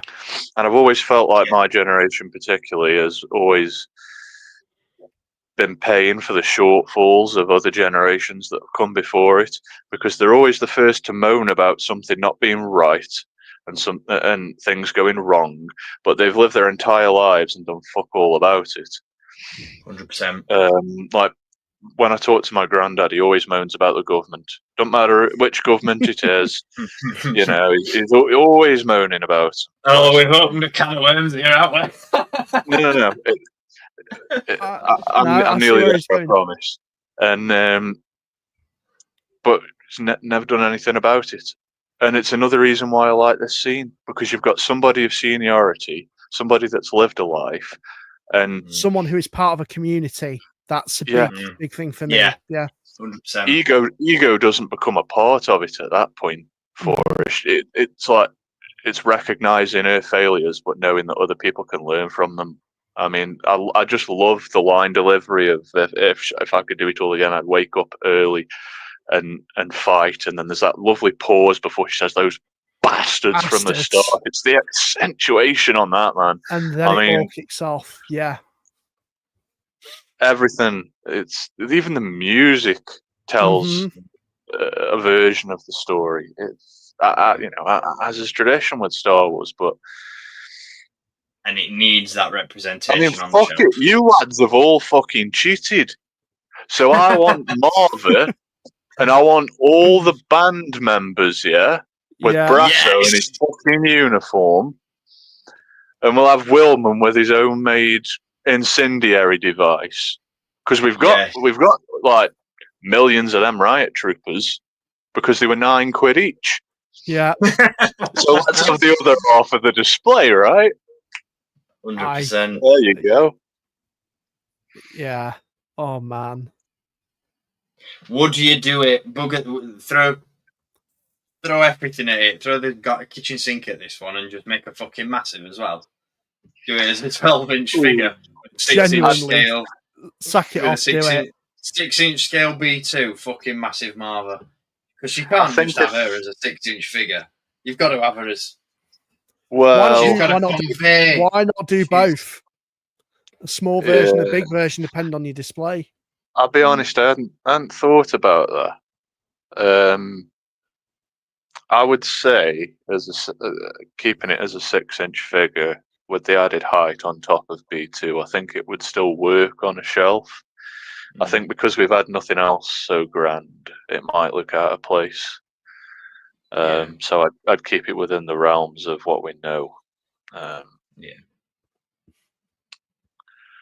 Fair assessment. Yeah. I think it's important to note as well, I'm just going to add, Funko have made both of these. Yeah. And Hasbro hasn't. Trailing behind. Take note, Hasbro, because come on now, we need him. I mean, even in that, even on that, like touching on Funko and the way that they've handled the Marva hologram in particular, that's just, it's a Funko Pop, it's a static piece. Doesn't even have to be, you can just re-release that B2 figure with an extra, and Marva in a way could be a less articulated accessory in a lot of ways, couldn't she? Genuinely, you could downscale it if you want and take that little bit of creative license, have her as a smaller hologram. I'm thinking back to like when Legacy Collection did the Darth Sidious hologram in the I was thinking it on the back of my something mind, like that, and that was just that was marketed as a figure in and of itself, but it wasn't an action figure. It was just two accessories thrown together. I think all the hologram stuff should be static. I don't think any of it should be articulated. I think the idea loses its very concept by, complicating a sculpt to not make it as translucent as it should be. That print that I've got of Sidious from Phantom Menace from CB Prints, that's, you put a light under that, it's mega. And you lose those details that all the holograms have. They have those lines, those layers that it's built up from. Yeah. But whatever it takes to get it into the line, that's where I want.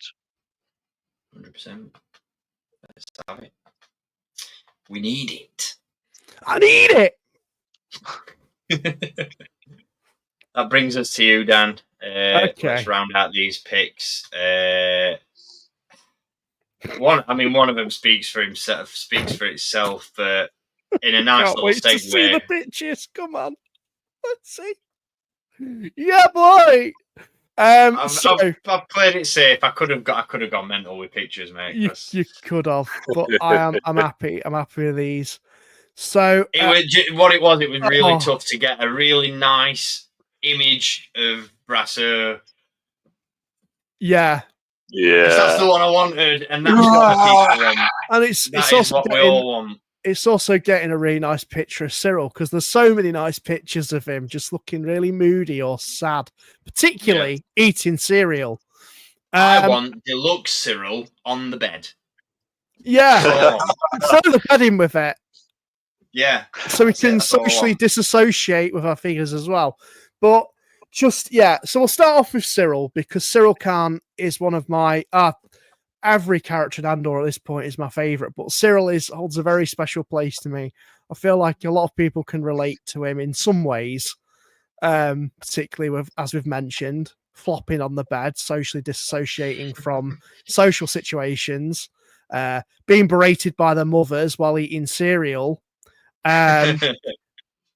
He's just such a great character. He's such a bastard as well. There's an element of sympathy that it's like you really want to hate him, but at the same time it's like, but there's something there, that there's some good that could be there. It's such a conflicting relationship I have with Cyril, and that's what I really like about his character. And I think the one thing that I'd love to see is how we see him in that corpo officer gear that we've got him pictured here. Yeah. I would also make the argument, do it as a 2-pack, because someone made a comment earlier that I forget his name. What's the character's name? EastEnders Man. EastEnders Man. Bear with me. I'm just having a look through the comments, and there's a lot of comments.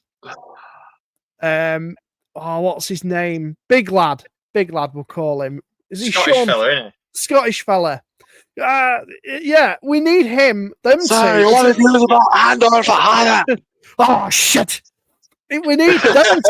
We need them both in their corpo outfits, because that would be such an awesome multi-figure pack.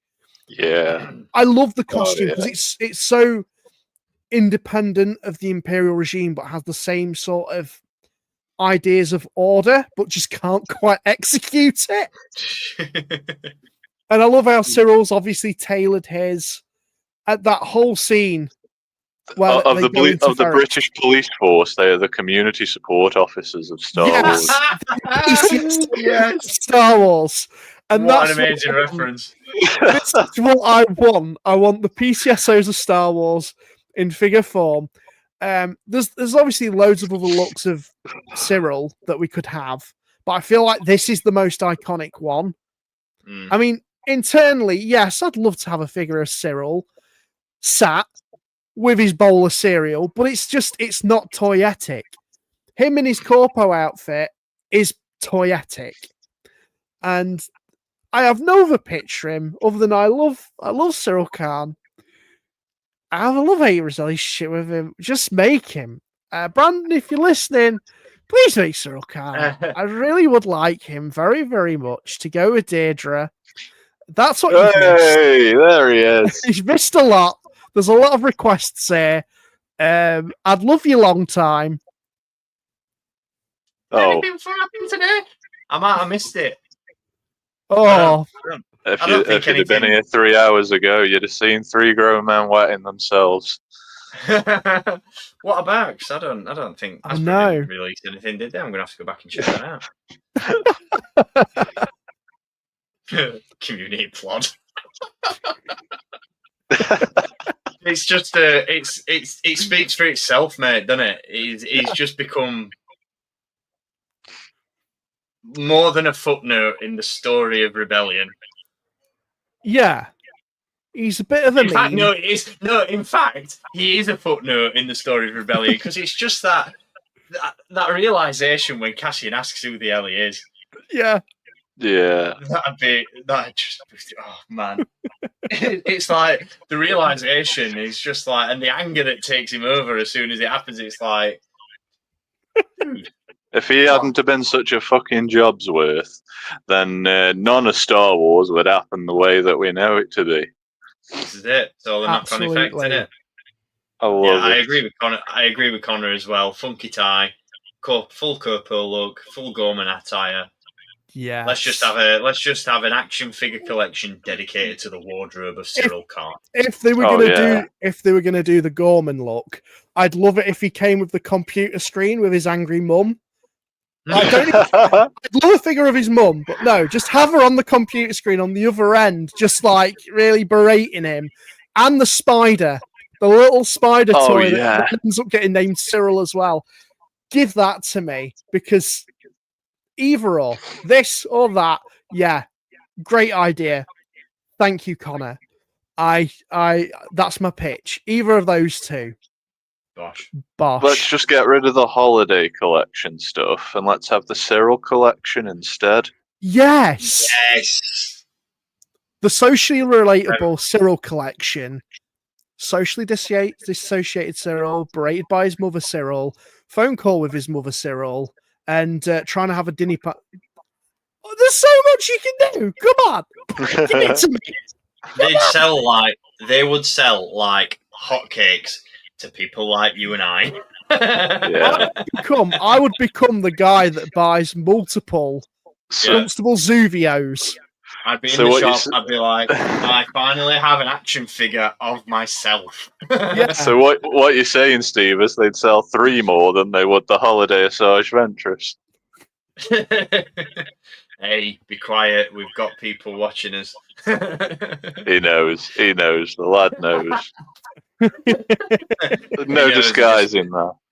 I understand. He's got a gun to his head. Nah, it's all good. Second pitch, though, mate. Come on, because there's two. Yeah, we'll crack on.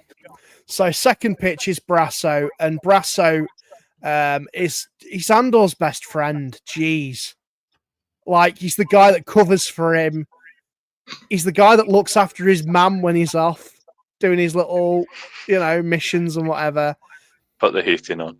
Put the heating on. That's it. Extremely relatable for the time in the UK. Let's just remember that when it was released. Brasso. Yeah.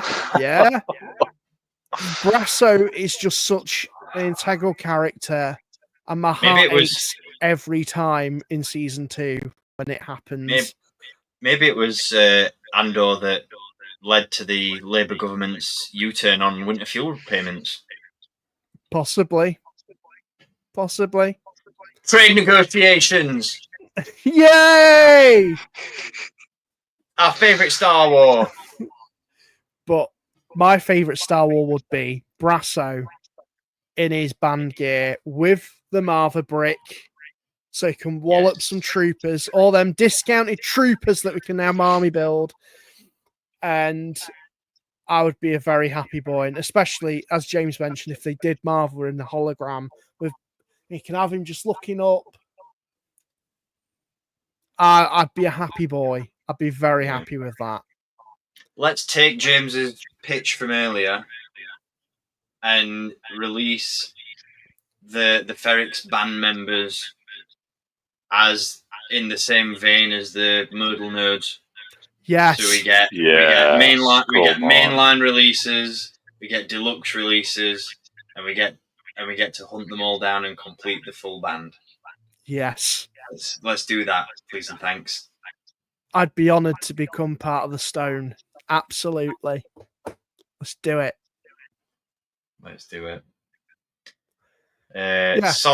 Solid picks. Not much to say about Brasso, but he's a key character for me. And same with Cyril. A boy, isn't it? He's just a boy. He's just a couple of boys.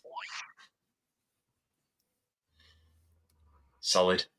Nah, I think we've all made reasonable cases for each of those characters. I don't think we can say much more than we already have.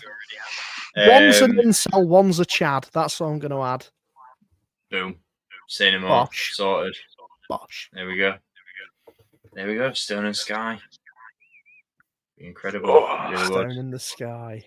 Yes. Bosh. Just to end on, considering the focal point is Black Series, and we've just had Brandon pop a few comments in. He popped a story up the other day on Instagram about what is the Black Series to you as a collector. I just wanted to put that to you guys and see what responses you had. When someone says Black Series to you, what do you think? Well, Brandon sent me that story, and me too. Sending this to you because I expect a response, and I was like, I was literally in the middle of typing it out as he sent it, so I was like, I'm on it. I replied with, because you only get limited characters to use in those story responses. Yeah. So I just replied with a larger canvas for detail and an opportunity to own definitive versions of the characters that I love. That's it. That is the summary. I can't really describe it. There's a ton of things I can say about for Black Series against 3 3/4 inch, but it's paragraphs. It's not a simple short statement. So. No, I agree. I put it's the definitive, something along the lines of it's the definitive representation of characters in action figure form. I was just thinking about it because the Anakin and Obi-Wan set. I think today, I think we fucking achieved that. Yeah, as collectors, that's just what made me think. Yeah, definitely. I genuinely don't really know what more I could say to that. What Steve said, I think that's why I pretty much collect Black Series. I think it was, for me, while I did collect 3 3/4 inch at the time, but then Black Series came along, and it just seemed to have the characters again, but more, like you said, definitive. And it's just what I've stuck with.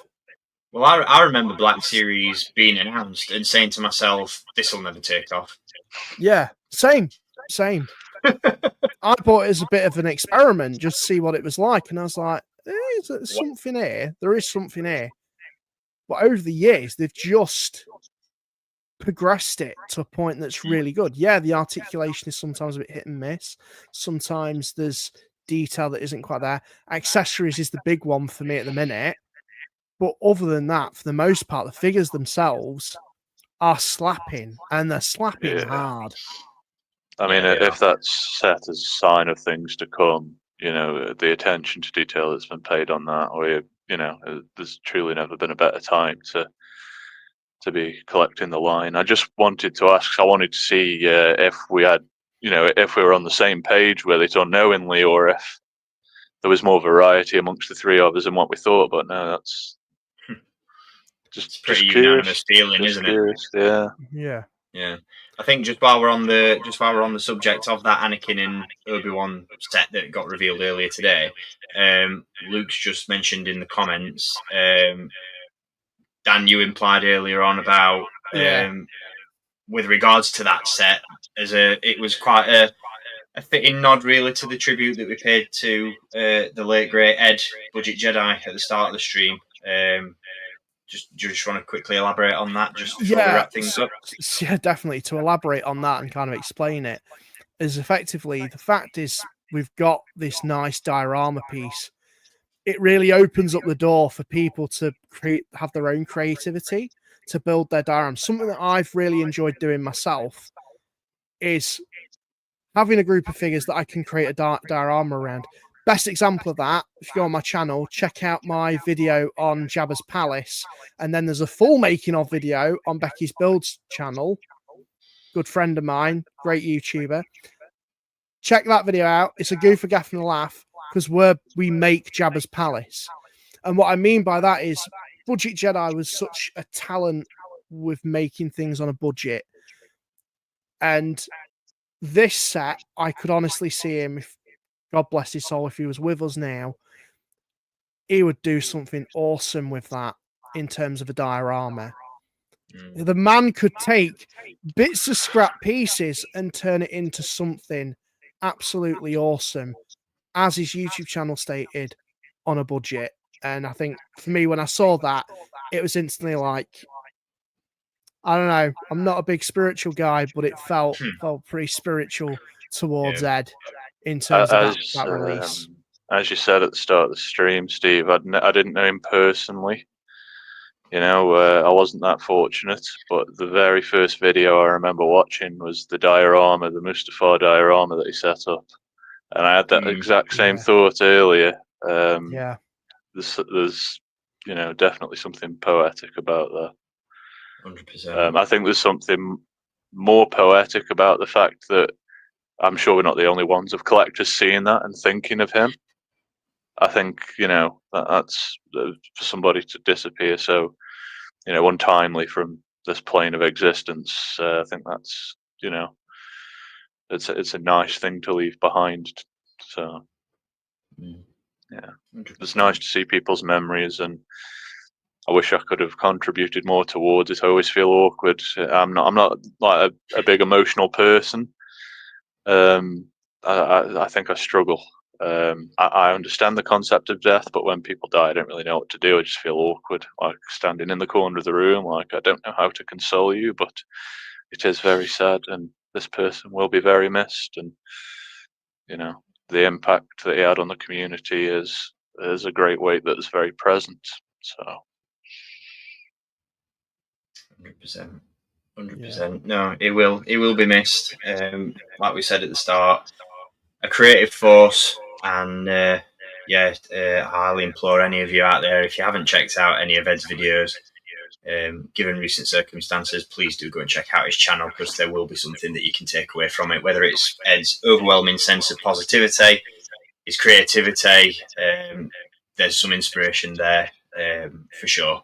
So, and that inspiration will live on through you as well, if you so choose to pick it up. 100%. Fitting way to finish the stream, gents. Brilliant stuff. Like I said, I don't like to start these things on a solemn note, and I'm glad that we kept the positivity strong. I think Ed would have appreciated that. But again, like I said, absolutely stunning loss. Not just to the community, but to YouTube and all that sort of stuff. And just like I said, the outpouring of support has just been, and comments and stories that have been shared about Ed has just been amazing. So let's keep that love coming. I'm sure it's offering some, if only very little, comfort to his friends and family, and our thoughts do go out to them. So that's going to do it for another stream. Thank you for joining me, lads. We will be back before I forget with our next one on, I think we've agreed on June 18th. July 18th. July 18th. Yeah. That July sounds 18th. Right. Yeah. I'll get that scheduled ASAP. But yeah, July 18th, we'll be back with another Black Series wish list. We'll be tackling Solo and Obi-Wan Kenobi, so I hope you'll join us for that. In the meantime, thank you for tuning in. Keep collecting, and may the Force be with you. Bye-bye.